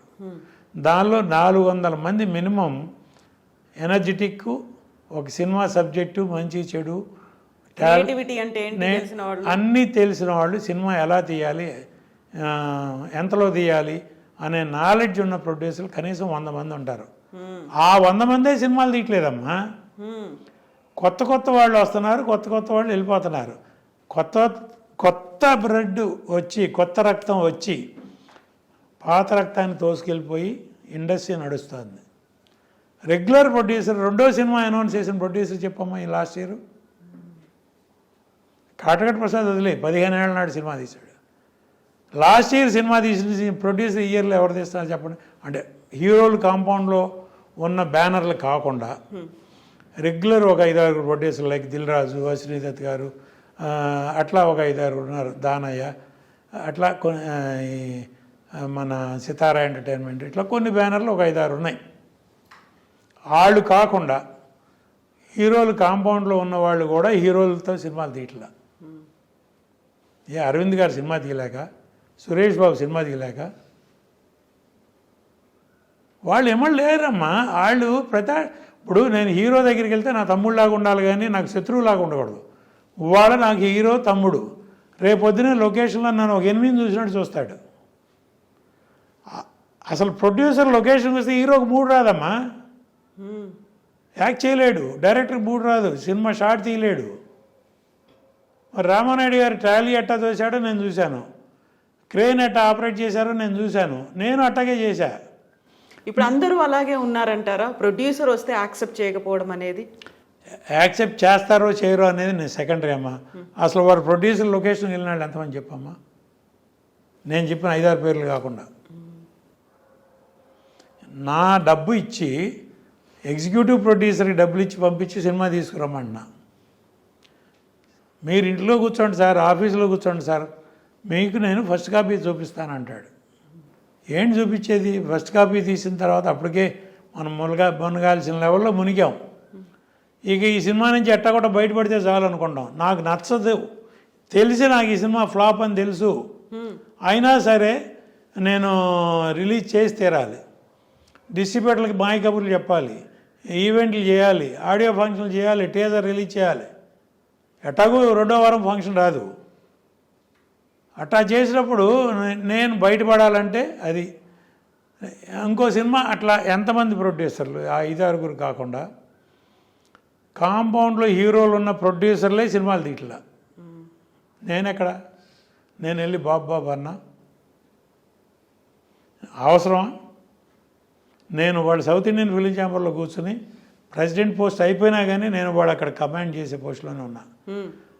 ఆ పోస్ట్ ఉండదు అక్కడికి వెళ్ళినాక ఇలా ఉండాలి.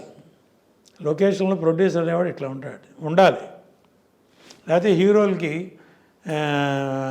ఒక్క సినిమా తర్వాత సక్సెస్ అయితే హీరో, ఇంకో సినిమా తర్వాత రెమ్యునరేషన్ ఇస్తాడు, 3వ సినిమా తర్వాత డైరెక్టర్ని సెలెక్ట్ చేసుకునే లెవెల్కి వస్తాడు, 4వ సినిమా తర్వాత కథ డైరెక్టర్ సెలెక్ట్ చేసే లెవెల్కి వస్తాడు, 5వ సినిమాకి తనే షార్ట్ చెప్పే లెవెల్కి వస్తాడు. డైరెక్టర్ని పక్కన కూర్చోబెట్టి తనే షార్ట్ చెప్తాడు. అట్లా కొంతమంది హీరోలు ఉన్నారు ఇప్పుడు. మనకు అనవసరం, నాకు అనవసరం, నేను పేరెత్తను. ఎవరి కాళ్ళకి తెలుసు ఇండస్ట్రీలో మన బిహేవియర్ ఏంటి, మనం ఎక్కడి నుంచి వచ్చాం, వాడు ఎట్టా ఉన్నాం, మన బిహేవియర్ ఏంటి. ఎన్టీ రామారావు గారు, అక్కినేని నాగేశ్వరరావు వాళ్ళందరితో తిరిగిన నాబోటాళ్ళు, వీళ్ళందరితో తిరగలేమమ్మా. ఫస్ట్ పాయింట్, సినిమా దిగిపోతే ఎవడ కొట్టడం. వీళ్ళందరితో తిరిగి మన అహం చంపుకొని, అహం చెడ్డ వితం చెడ్డ ఫలితం దక్కుద్దా, అది లేదు. మీ పెట్టుబడి వెనక్కి వస్తుందా, అది లేదు. ఇప్పుడు మనం మాట్లాడుకున్న దాంట్లో సక్సెస్ అయినటువంటి ఈ ప్రొడ్యూసర్లు ఉన్నారు. మొత్తం ఫిల్మ్ అంతా సక్సెస్ అయింది, ప్రపంచం అంతా అప్లాస్ చేస్తుంది, ఇవన్నీ అనుకున్నప్పుడు ప్రొడ్యూసర్కి తగిన గుర్తింపు లభిస్తుంది అప్పుడన్నా? అది కూడా తక్కువే, లేదు. కొంతమంది డైరెక్టర్లు టేక్ ఓవర్ చేస్తున్నారు, కొంతమంది హీరోలు టేక్ ఓవర్ చేస్తున్నారు. సక్సెస్ వాళ్ళు తీసుకుంటారు. ఫెయిల్ అయితే నేను ప్రొడ్యూసరు ఎందుకు పనికిరాడు, హీరో డైరెక్టర్ మీద నెడతాడు, డైరెక్టర్ హీరో మీద నెడతాడు. వాళ్ళిద్దరు ఎట్టకు మళ్ళీ కలిసి పనిచేయరుగా, అందుకని వాళ్ళిద్దరు ఒకరినొకరు బ్లేమ్ చేసుకుంటారు. మధ్యలో పిచ్చాడు ఎవడా అంటే ప్రొడ్యూసరు. ఎవరు పలానా సినిమా ప్రొడ్యూసరు డైరెక్టరు ఒక హోమ్లీగా కలిసి, ఇప్పుడు రాఘవేంద్ర గారు ఇప్పటికీ చేస్తున్నాడంటే ఆయన ఆ బాధ్యత తీసుకునే చేస్తాడు, ఆ తరం కాబట్టి. ఇప్పుడు తరం ఎవరు చేస్తున్నారు అట్లా. రాఘవేంద్ర గారు కూడా సినిమా తీయాలంటే తీయలేడమ్మా, కోదండరామరెడ్డి గారు తీయలేరా? ఎందుకు తీయట్లే వాళ్ళు? లొకేషన్లోకి వెళ్ళి ప్రతి బాబు అనాలి. వాళ్ళే షార్ట్ చెప్తున్నారు. ఇంక రాఘవేంద్ర గారు ఎందుకు, కోదండరామరెడ్డి గారు ఎందుకు? కొంతమంది వాళ్ళే షార్ట్ చెప్తున్నారు. కెమెరా ఇక్కడ పెట్టమంటారు, ఇట్లా అది ఏమంటారు, అది చేయమంటారు, ఇది చేయమంటారు. అవన్నీ మనం మా ప్రొడ్యూసర్కో లేకపోతే ఎస్టాబ్లిష్డ్ డైరెక్టర్స్ లైక్ రాఘవేంద్రరావు లాంటి వాళ్ళకో అవసరం. ఇవన్నీ నేను ఎవరిని కించపరచడం కాదు, ఇండస్ట్రీలో పలానా వాళ్ళ పేరెత్తి నేను అనాలని కాదు. ఇండస్ట్రీలో ఎవరు తప్పులు వాళ్ళు, ఎవరు చిన్నపిల్లలు కాదు. అందరూ ఎంతో కొంత చదువుకుని వచ్చిన వాళ్ళే, ఎంతో కొంత ఊహ తెలిసిన వాళ్ళే, ఎంతో కొంత సినిమా నాలెడ్జ్ ఉన్నవాళ్ళే. సినిమా నాలెడ్జ్, సినిమా తీసే నాలెడ్జ్ లేకపోయినా 100 సినిమాలు చూసిన నాలెడ్జ్ అన్నా ఉండాలి అంటారే. చిన్నప్పటి నుంచి మనం 100 సినిమాలన్నా చూసుంటాం నిర్మాత అయ్యే రోజుకి. ఆ నాలెడ్జ్ అన్నా గుర్తుంటుంది కదా మనకి. అది లేకుండా ఒకటి చేతిలో మనం జుట్టిచ్చి అయ్యా బాబు అనాలంటే ఎందుకమ్మా సినిమా తీయాలి? మరి ఓటీటీలు వెబ్ సిరీస్లు ఇవన్నీ వచ్చే వాటి ఆలోచన కూడా లేదా ప్రసాద్ గారికి? లేదమ్మా. ఓటీటీలు వెబ్ సిరీస్ కూడా వాళ్ళకి కథ చెప్పాలి, వాళ్ళకి నచ్చాలి, వాళ్ళు ఓకే చేయాలి. వాళ్ళు ఓకే చేసిన తర్వాత ఎవరో ఒక ఇన్వెస్టర్ రావాలి, పలానా ఓటీటీ కంపెనీ ఓకే చేసింది మీరు డబ్బు పెట్టండి, ఆర్టిస్టులు పలానా ఆర్టిస్టులు అని అనుకుంటున్నాం అంటే దానికి ఇన్వెస్టర్. ఇంత లాంగ్ గ్యాప్ మన దగ్గర డబ్బులు ఉన్నాయా సినిమా తీస్తాం అంతేగా. ఈ ఓటీటీలు ఇవన్నీ అవి కూడా అన్నీ సక్సెస్ అవుతున్నాయి. అన్నీ చిన్న సినిమాలు రెడీ అవుతున్నాయి, ఎన్ని వెబ్ సిరీస్ రెడీ అవుతున్నాయి, అన్నీ రిలీజ్ అవుతున్నాయా? అన్నీ అవట్లేదుగా. కొన్ని హాఫ్ వేలో ఆగిపోతున్నాయిగా. కొంతమంది పేరున్న ఆర్టిస్టులో పేరున్న డైరెక్టర్లయో ఒక పరంపర లాంటి ఆర్టిస్టులు డైరెక్టర్లు ఉంటే అట్లాంటి ఏదో సీరియల్ లాగా కంటిన్యూ అవుతున్నాయి. ఈ మధ్య రామోజీరావు గారు కొన్ని సీరియల్స్ ఎంకరేజ్ చేశారు వెబ్ సిరీస్, శ్రీమతి ఏదో అట్లాంటి. అట్లా తప్పితే ఒక ఫ్యామిలీ డ్రామా తీస్తే సేఫ్గా మనం సీరియల్ నుంచి బయటపడతామనేది కూడా లేదమ్మా. వెబ్ సిరీస్ వాళ్ళకి కూడా ఇప్పుడంతా హారరు, డ్రాకులాలు, దెయ్యాలు, భూతాలు, డిఫరెంట్ సౌండ్లు మనం ఏం మాట్లాడుతున్నాం వినపడకూడదు. అట్లా ఇంట్లో ఫ్యామిలీ అంతా కూర్చొని చూడగలుగుతున్నామా? కొన్ని వెబ్ సిరీస్ పిల్లలతోనూ భార్యతోనూ కూర్చొని చూడగలుగుతున్నామా? మీరు ఆ స్కూల్ కాదు. నా స్కూల్లో వెబ్ సిరీస్ తీసినా జనం చీ అంటారు. చీ ఎప్పుడో 25 ఏళ్ళాడు. ఎందుకమ్మా ఇవన్నీ అనిపించుకోవాలా? ఇప్పుడు నాకు 72 ఏళ్ళ వయసు, 52 ఏళ్ళ సర్వీసు, సినిమా ఇండస్ట్రీలో ఉన్నాను హ్యాపీగా. అందుకైతే 500 రూపాయలు పెడితే వెళ్ళి సినిమా చూసి రావచ్చు. లేదు అంటే 1 రోజులు ఆగితే వస్తుంది. 1 రోజులు ఆగితే ఇప్పుడు ఇండియన్ 2 రిపోర్ట్ బాగాలేదు, నేను ఇక థియేటర్కి వెళ్ళను. ఇప్పుడు కల్కి బ్రహ్మాండమైన రిపోర్ట్ వచ్చింది, థియేటర్కి వెళ్ళి మొత్తం 13 మంది మా పిల్లలు, మనవాళ్ళు, మనవరాళ్ళు, చుట్టాలు అందరికీ కలిపి నేనే టికెట్లు బుక్ చేసి తీసుకెళ్ళాను. డబ్బు ఎక్కువ పెట్టి మరి పెంచిన రేట్లతో మల్టీప్లెక్స్లో 13 టికెట్లు కానీ మరీ వెళ్ళి చూసి వచ్చా. అట్లాంటి సీన్ ఎన్ని సినిమాలకు ఉంటాయి? నేను ఎన్ని సినిమాలకు వెళ్ళగలను? వన్స్ ఇన్ బ్లూ మూన్ లాగా సంవత్సరానికి 1, 2 సినిమాలు. అయితే ఇప్పుడు ప్రతిదానికి కూడా ఎక్కడైతే మొదలవుతుందో చుట్టూ తిరిగి మళ్ళీ అక్కడికే వస్తుంది అన్నట్టుగా మీ టైంలో మీరు ప్రొడ్యూస్ చేసినటువంటి పరిస్థితులు లేకుంటే ఆ టైంలో ఉన్నటువంటి ప్రొడ్యూసర్కి ఇచ్చినటువంటి ఒక వెయిట్ అనేది, ఒక గౌరవం, మర్యాద అలాంటివి మళ్ళీ వస్తాయా? వస్తాయి అని ఆశిస్తున్నానమ్మా. ఎందుకంటే మలయాళంలో ఇప్పుడు ఆ ట్రెండ్ మొదలైంది. హీరోల్ని నమ్ముకోకుండా కథని నమ్ముకుని సినిమాలు తీస్తున్నారు, సక్సెస్ చేస్తున్నారు. ఇప్పుడు లేటెస్ట్ ప్రేమలు ఇట్లాంటి సినిమాలు వచ్చినాయి. అది చాలా లో బడ్జెట్లో తీశారు, పెద్ద హిట్ కొట్టారు. అట్లా మలయాళంలో వస్తున్నాయమ్మా. తమిళ్లో కూడా లో బడ్జెట్ సినిమాలు, సముద్రకాని, ఈ శశిక ఇట్లాంటి వాళ్ళు కొంతమంది డైరెక్టర్ కమ్ హీరోలు వాళ్ళు కొన్ని లో బడ్జెట్లో సినిమా తీసి 3 కోట్లు 4 కోట్లు తీసి పార్థిపన్నం ఇట్లాంటి వాళ్ళు ఆ డబ్బు శాటిలైట్లోనే తీసేసుకుంటున్నారు, ఓటీటీలోను. థియేటర్కి రిలీజ్ ఎంత వస్తే అంత బోనస్. అట్లాంటి సినిమాలు ఈ మధ్య వస్తున్నాయి. నా పోటీ కూడా కథ నేను చెప్పానమ్మా. ఇప్పుడు పెద్ద ప్రొడ్యూసర్లు అందరూ వాళ్ళు లొకేషన్కి వెళ్ళరమ్మా. ఓకే, సినిమా ఎలా తీయాలో తెలిసిన ప్రొడ్యూసర్లు 100 ఉన్నారు మినిమం కౌన్సిల్లో. నువ్వు ఎగ్జిక్యూటివ్ ప్రొడ్యూసర్కి ఒక 50 లక్షలు, 1 కోటి రూపాయలు రెమ్యూనరేషన్ ఇస్తావు, వాడు తిన్నంత తింటాడు ఇంకా అదనంగా. డెఫినెట్గా చెప్తున్నాను, ఓపెన్గా చెప్తున్నానమ్మా. ఏ ఎగ్జిక్యూటివ్ ప్రొడ్యూసర్ వాళ్ళు నిజాయితీగా పనిచేశాడు చెప్పానండమ్మా. ప్రొడ్యూసర్ లొకేషన్లో రాడు. కొంతమంది డైరెక్టర్లు అయితే కమిషన్లు తీసుకుంటారు. వాళ్ళ కోసం ఈ ఎగ్జిక్యూటివ్ ప్రొడ్యూసరు కమిషన్ ఇవ్వాలంటే కెమెరామ్యాన్లకి కమిషన్ ఇవ్వాలి, అవుట్డోర్ వాళ్ళు, ఆర్టిస్టులు టెక్నీషియన్స్ డైరెక్టర్కి కమిషన్లు ఇవ్వాలి. ఇట్లాంటి రోజుల్లో ఉన్నప్పుడు ఎగ్జిక్యూటివ్ ప్రొడ్యూసర్ లొకేషన్లో ఉన్నప్పుడు నేను వెళ్ళి లొకేషన్లో సినిమా తీయలేను. అట్లా ఉన్నప్పుడు అసలు ఇండస్ట్రీ టోటల్గా అవుట్ ఆఫ్ కంట్రోల్ వెళ్ళిపోయింది. మా తరంలో ఉన్న వాళ్ళు ఎవ్వరూ ఇప్పుడు నేను చెప్పానే, ఓకే అశ్విని దత్ గారికి ఎగ్జిక్యూటివ్ ప్రొడ్యూసర్ ఎవరో ఉన్నారు, కానీ వాళ్ళ అమ్మాయిలు భద్రంగా చూసుకుంటారు, వాళ్ళ అల్లుడే డైరెక్టరు, అట్లా ఎంతమంది కొంతమంది ప్రొడ్యూసర్లకి కొన్ని ప్రాజెక్టులకి ఒక ఎగ్జిక్యూటివ్ ప్రొడ్యూసర్ ఉంటాడమ్మా, వాడే హోల్ అండ్ సోల్ ప్రొడ్యూసర్. వాడు ఎంత ఇవ్వమంటే అంత ఇవ్వాలి. వాడేంటి డైరెక్టర్ చెప్పి పలానా ఆర్టిస్టు, శంకర్ గారు రికమెండ్ చేసిన ఆర్టిస్టు కవిత గారు కావాలి అంటే కవిత గారు 1,00,000 తీసుకునేదల్లా 10 లక్షలు అడుగుతుంది. ఎందుకంటే అక్కడ 20% కమిషన్లు ఇవ్వాలి.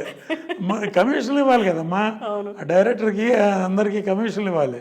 అందుకని అట్లా ప్రొడ్యూసర్కి కాస్ట్ పెరిగిపోతుంది. ఇప్పుడు ఆ ఎగ్జిక్యూటివ్ ప్రొడ్యూసర్ డైరెక్టర్ కమిషన్ ఇచ్చినప్పుడు ఆడిదండా తను ₹1.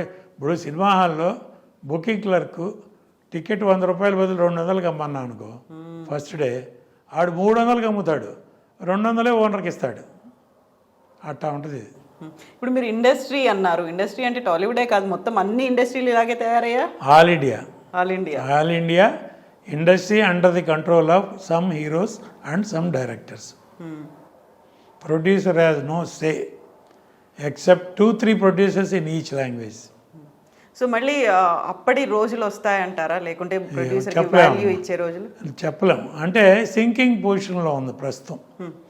మళ్ళా పాత రోజులు రావాలంటే డిజిటల్ టెక్నాలజీ ఇవన్నీ వచ్చిన తర్వాత గుర్రం గుడ్డిదనే దానా తప్పదన్నట్టు ఖర్చులే.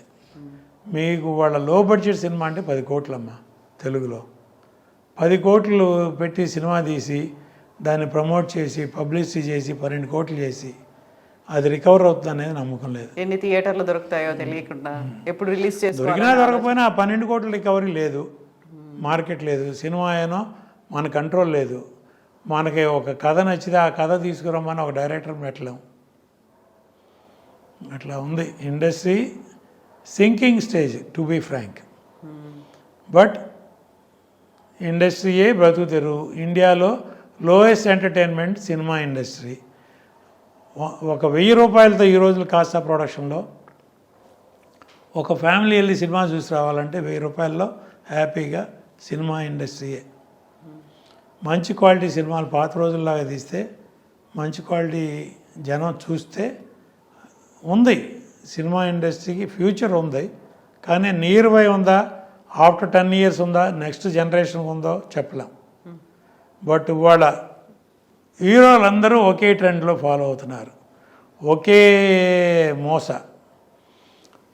వాళ్ళకి క్యారవాన్ కావాలి, బౌన్సర్లు కావాలి, పర్సనల్ స్టాఫ్ కావాలి, ఒకవేళ అవుట్డోర్ ఎక్కడికైనా వెళ్తే చార్టర్ ఫ్లైట్ కావాలి. ఒక లెవెల్ వరకు అంతకుముందు రామారావు గారు రెగ్యులర్ ఫ్లైట్లో వెళ్ళలేదా, నాగేశ్వరరావు వెళ్ళలేదా, కృష్ణ గారు, సోమబాబు గారు, చిరంజీవి గారు వీళ్ళందరూ వెళ్ళలేదా? ప్రొడ్యూసర్లు పెడుతున్నా అవన్నీ చేస్తే కాస్ట్ 600 అవుతుంది. 600 మీరు తెర మీద చూపిస్తున్నారా? 600 కోట్లు నాకు అయింది.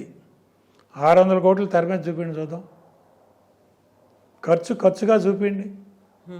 ఇవాళ కల్కి ఉందమ్మా, ఆయన ఎంత ఖర్చు అయింది అన్నాడో అంతా తెర మీద చూపించాడు ఆయన. అట్లా ఎంతమంది ప్రొడ్యూసర్లు చూపించగలరు? ఇప్పుడు 600 కోట్లు ఇండియన్కి అయింది. చూడండి ఆ సినిమాలో డైరెక్టర్ తిన్న తప్పితే ఏమీ లేదు అక్కడ. ఓపెన్గా ఇంత మాట్లాడుతున్నానంటే ఎంత వెక్స్ అయి ఉంటాను ఆ సినిమా టాక్ విన్న తర్వాత. ఒక ప్రొడ్యూసర్ భవిష్యత్తు ఆలోచించిన తర్వాత, ఓ ప్రొడ్యూసర్ని ఇంత నాశనం చేశాడు ఈ డైరెక్టరు, షూట్ చేసి పారాయాలనే అంత కోపం రాదు? అసలు ఇండస్ట్రీలో ఇట్లాంటి వాళ్ళని మనం ఎంకరేజ్ చేయాలా, అలౌ చేయాలా? నెక్స్ట్ ఒక ప్రొడ్యూసర్ వచ్చి సినిమా తీయాలంటే వాడు సూసైడ్ చేసుకున్నట్టే. ఇప్పుడు మీరు ఇన్ని మాట్లాడుతున్నారు కదా, ఇవన్నీ కూడా ఇప్పటిదానికి ఒక వ్యతిరేకంగా మాట్లాడుతుంది. ఇప్పుడు ఏదైతే ట్రెండ్ ఉందో కాట్రగడ్డ ప్రసాద్ గారు అర్థం చేసుకోలేకపోతున్నారు. ఎప్పటిదో పాతకాలం దాన్ని ఆలోచన ఆ ఓల్డ్ స్కూల్ నే కంటిన్యూ చేస్తున్నారు అన్నారు. ఇప్పుడు కాదమ్మా, 15 ఏళ్ళ నాడు రాధాకృష్ణ గారు అన్నారు ఏబిఎన్ లో, మీరు అర్థం చేసుకోలేకపోతున్నారు. ఓపెన్ ఆర్ట్ లో ఇప్పుడు జనరేషన్ లో మీరు మింగిల్ అవ్వలేకపోతున్నారు, బాబు బాబు అనలేకపోతున్నారంటే మేము అందరినీ చక్కగా హీరోలతో ఫ్రెండ్లీగా తిరిగి వచ్చిన వాళ్ళు అనలేకపోతున్నాం అని రాధాకృష్ణ గారు ఎందుకంటే ఎక్కువ ఎక్స్రే ప్రశ్నలు వేశాడు. ఆ రోజు చెప్పా, 15 ఏళ్ళ నాడు చెప్పా, ఇండస్ట్రీ సింక్ అవుతుందని. వాళ్ళు ఇంకా సింక్ అవుతుంది. యథార్థవాది లోక విరోధి అంటే లోక విరోధి. I don't care. నేను ఎవరిని ఇప్పుడు నా టీం అనేవాళ్ళు ఉన్నారే, ఈ రోజుకి నేను సుమన్కి ఫోన్ చేస్తే పొద్దున్నే ఎప్పుడన్నా హ్యాపీగా అన్నయ్య గారు ఎలా ఉంటానని, అలాగే నా టీం అందరికీ ఫోన్లు చేస్తూ ఉంటాను. నా వాణిశ్రీ గారు ఫోన్ చేస్తే ఎట్లా ఉన్నారంటారు. నాకు వర్క్ చేసిన ప్రతి ఆర్టిస్ట్కి పాండమిక్లో నేను ఫోన్ చేసేవాడిని. సత్యనారాయణ గారికి, కోట శ్రీనివాస గారికి, బాబుమోహన్ గారికి, బ్రహ్మానందం గారికి, అందరికీ నేను ఫోన్లు చేసి పాండమిక్ జాగ్రత్త, పాండమిక్ జాగ్రత్త అని అందరితోనూ వారం వారం మాట్లాడే. 2 నెలలు ఏంటయ్యా పని అంటే ఫోనే. అట్లా 2 సంవత్సరాలు అట్లా గడిచింది మనకు ఆ పాండమిక్ పీరియడ్. అట్లా ఆ సెంటిమెంట్ ఏది షావుకార్ జానక్ గారికి ఫోన్ చేశాను, అమ్మ ఎలా ఉన్నారు, బి సరోజదేవి గారికి ఫోన్ చేసేవాడిని, రాజశ్రీ గారికి ఫోన్ చేసేవాడిని, కాంచన్ గారికి ఫోన్ సీనియర్స్ అందరికీ ఫోన్లు చేసి, వాళ్ళు నాతో పనిచేసిన వాళ్ళు చాలా తక్కువ మంది, వాళ్ళతో నా పరిచయాలు ఛాంబర్లో వాళ్ళతో నా ట్రావెల్ని బట్టి శారద గారు, రాజశ్రీ గారు వీళ్ళందరికీ ఫోన్లు చేసి, కేఆర్ విజయ్ గారు అందరికీ ఫోన్లు చేసి, అమ్మ ఎలా ఉన్నారమ్మా, జాగ్రత్త అమ్మ. అలా వాళ్ళ ఆ ప్రేమలు అభిమానాలు ఎక్కడ ఉన్నాయమ్మా.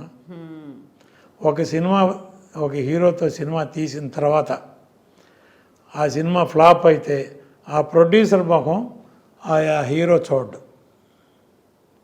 ఒక్క ఎగ్జాంపుల్ చెప్తానమ్మా. కృష్ణ గారికి ఒక ప్రొడ్యూసరు సినిమా తీశారు, రిలీజ్ అయింది, ఫ్లాప్. ఆ ప్రొడ్యూసర్ ఎక్కడ రెగ్యులర్గా ఒక హీరో ప్రొడ్యూసర్లు ఆ రిలేషన్షిప్ ఉంటుందిగా, రెగ్యులర్గా హీరో దగ్గరికి వెళ్ళి కలపట్టడం. అది ఏంటి ఆయన కనపట్లేదు, సినిమా రిలీజ్ అయింది, ఫ్లాప్ అయింది, ఆయన సిగ్గుపడుతున్నారేంటి, ఆయన పిలవండి అని పిలిస్తే ఆయన వస్తే ఏంటి మళ్ళీ సినిమా తీయట్లేదు, అనౌన్స్ చేయలేదంటే పరిస్థితి లేదన్నారు. మీరు ఇక్కడ డేట్లు ఇస్తున్నా, మీరు సినిమా తీయండి అని. అప్పుడు ఇక్కడ సత్యరామూర్తి అని ఫైనాన్షియల్ ఉన్నారు, వాళ్ళని పిలిచి నేను ఈయనకి డేట్లు ఇచ్చాను, మీరు ఫైనాన్స్ ఇవ్వండి, ఏమన్నా తేడా వస్తే నాది బాధ్యత అన్న కృష్ణ గారు. ఇప్పుడు ఎక్కడున్నారు, ఎంతమంది ఉన్నారు? ఇలా ముఖం చాటేసేవాళ్ళే ఎవరైనా సరే. నేను చెప్తాను షంషేర్గా, ఆ ప్రొడ్యూసర్ మనకు అన్నం పెట్టాడు, ఆయన మనకి సినిమా లేని రోజుల్లో సినిమా ఇచ్చాడు, లేకపోతే మన ఇంట్రడ్యూస్ చేశాడు, లేకపోతే మనకి ఇంత డబ్బు ఇచ్చాడు. ఇప్పుడు ఓ ప్రొడ్యూసర్ కష్టాల్లో ఉన్నారమ్మా. ప్రొడ్యూసర్ కౌన్సిల్లో పెన్షన్లు తీసుకుని కొంతమంది ప్రొడ్యూసర్లు బతుకుతున్నారు, మెడిక్లెయిముల మీద కొంతమంది బతుకుతున్నారు, తమిళ్లో కానీ తెలుగులో కానీ కన్నడ మలయాళం అన్ని చోట్ల. ఆ అవసరం ఎందుకమ్మా? ఇప్పుడు నీతో సినిమా తీసిన ప్రొడ్యూసరు కష్టాల్లో ఉన్నాడని నీకు తెలీదా? పిలిచి ఓ 10 లక్షలు ఇవ్వలేవా? చారిటీ ఇస్తే ఇన్కమ్ ట్యాక్స్లో ఎగ్జామ్టెడేగా. ఇప్పుడు నువ్వు 100 కోట్లు తీసుకుంటున్నావు, 10 కోట్లు 34 కోట్లు 40 కోట్లు ట్యాక్స్ కడతావు. దాని బదులు 10 కోట్లు దాన ధర్మాలు చేయి. నీ ప్రొడ్యూసర్లకే, ఎవరికో వద్దు, నీ ఇండస్ట్రీలో నువ్వు ఎవరితో అయితే ట్రావెల్ అయ్యావో ఆర్టిస్టులు, టెక్నీషియన్స్, పలానా ఆర్టిస్ట్ బాగాలేదు, పలానా టెక్నీషియన్ బాగాలేదు, పలానా నిర్మాత బాగాలేదు, లేదా పలానా నీ ఇండస్ట్రీలోనే నీ కుటుంబంలోనే పిలిచి చారిటీ ఇవ్వలేవు. ఇస్తే ఇన్కమ్ ట్యాక్స్లో క్లెయిమ్ ఉందిగా. అంత మనసు ఎవరికి ఉంది? ఇప్పుడు ఎవరు చేస్తున్నారు కనుక. ఇప్పుడు ఈ సోకాళ్ళు రెమ్యూనరేషన్లు పెంచుకోవటం వెళ్ళటం అనేది మన అహం మనం చూపించటం. ప్రేమనగర్లో ఒక డైలాగ్ ఉంటుంది, ఇక్కడి నుంచి మన రాజ్యం మొదలు, ఇక్కడి నుంచి మనకు అహంకారం మొదలవుతుంది. నాగేశ్వర డైలాగ్ చెప్పుకుంటా ఏ స్టేట్కి వెళ్తాడు చూడండి, అట్లా ఉంది ఇవాళ. ఎంత వైడ్ అవుతుందో అన్ని కూడా అలాగే వైడ్ స్ప్రెడ్ అవుతుంది. అలా ఉంది. ఇంకా చెప్పుకుంటా ఉంటే చాలా ఉన్నాయి. ఎగ్జాక్ట్లీ నేను అదే అనబోతున్నాను. బోల్డన్ ఉన్నాయి. మీ ఇన్నేళ్ల ఎక్స్పీరియన్స్, మీరు చేసినటువంటి కన్సర్న్స్ కూడా చాలా మందికి అవసరమైనటువంటి కన్సర్న్స్, బోల్డ్ అంతమంది ఆలోచించాల్సినటువంటి ఇప్పుడు ప్రొడ్యూసర్ కౌన్సిల్లో ప్రొడ్యూసర్ అనేవాడు పెన్షన్ తీసుకుని బతకాలా?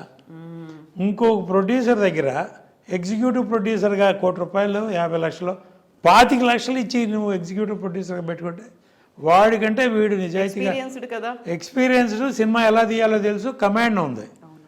నీకు ఆ 25 లక్షలకి ₹1,00,00,000 మిగులుస్తాడు. అటువంటి వాళ్ళకి ఉద్యోగం ఇవ్వు. ప్రొడ్యూసర్ కౌన్సిల్లో ఏం సార్ మీరు సఫర్ అవుతున్నారు, రండి నా సినిమాకి వర్క్ చేయండి, నాతో పాటు ఉండండి. ఆడెవడో మేనేజర్గా పెట్టుకుని ఆడి ఇష్టం వచ్చినట్టు డబ్బులు ఖర్చు పెట్టడం ఎందుకు? విచ్చలవిడిగా డైరెక్టర్ చెప్పినట్టు వాడటం ఎందుకు? మీరు దగ్గరుండి ఖర్చు పెట్టండి, మీరు సేవ్ చేయండి, మీరు తినండి, మీరు ₹1 తీసుకోండి, 25 లక్షల రెమ్యూనరేషన్ తీసుకోండి అంటే ప్రొడ్యూసర్లు రారమ్మా.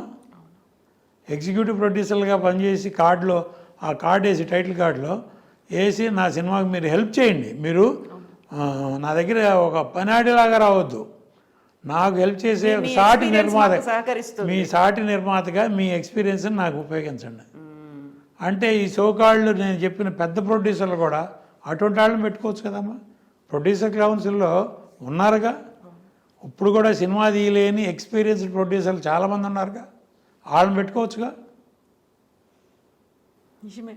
సో బోల్డ్ అన్ని క్వశ్చన్స్ ఉన్నాయి, నిజంగానే సమస్యలు ఎన్ని ఉన్నాయో క్వశ్చన్స్ ఇవన్నీ ఉన్నాయి. కాబట్టి thank you so much Prasad గారు. నిజంగానే ఇవన్నీ బిట్లుగా ఆయన అందరికీ చేరాల్సినటువంటి అవసరం, చేరాలి అంటే నా ఆవేదన ఇండస్ట్రీ బాగుండాలని.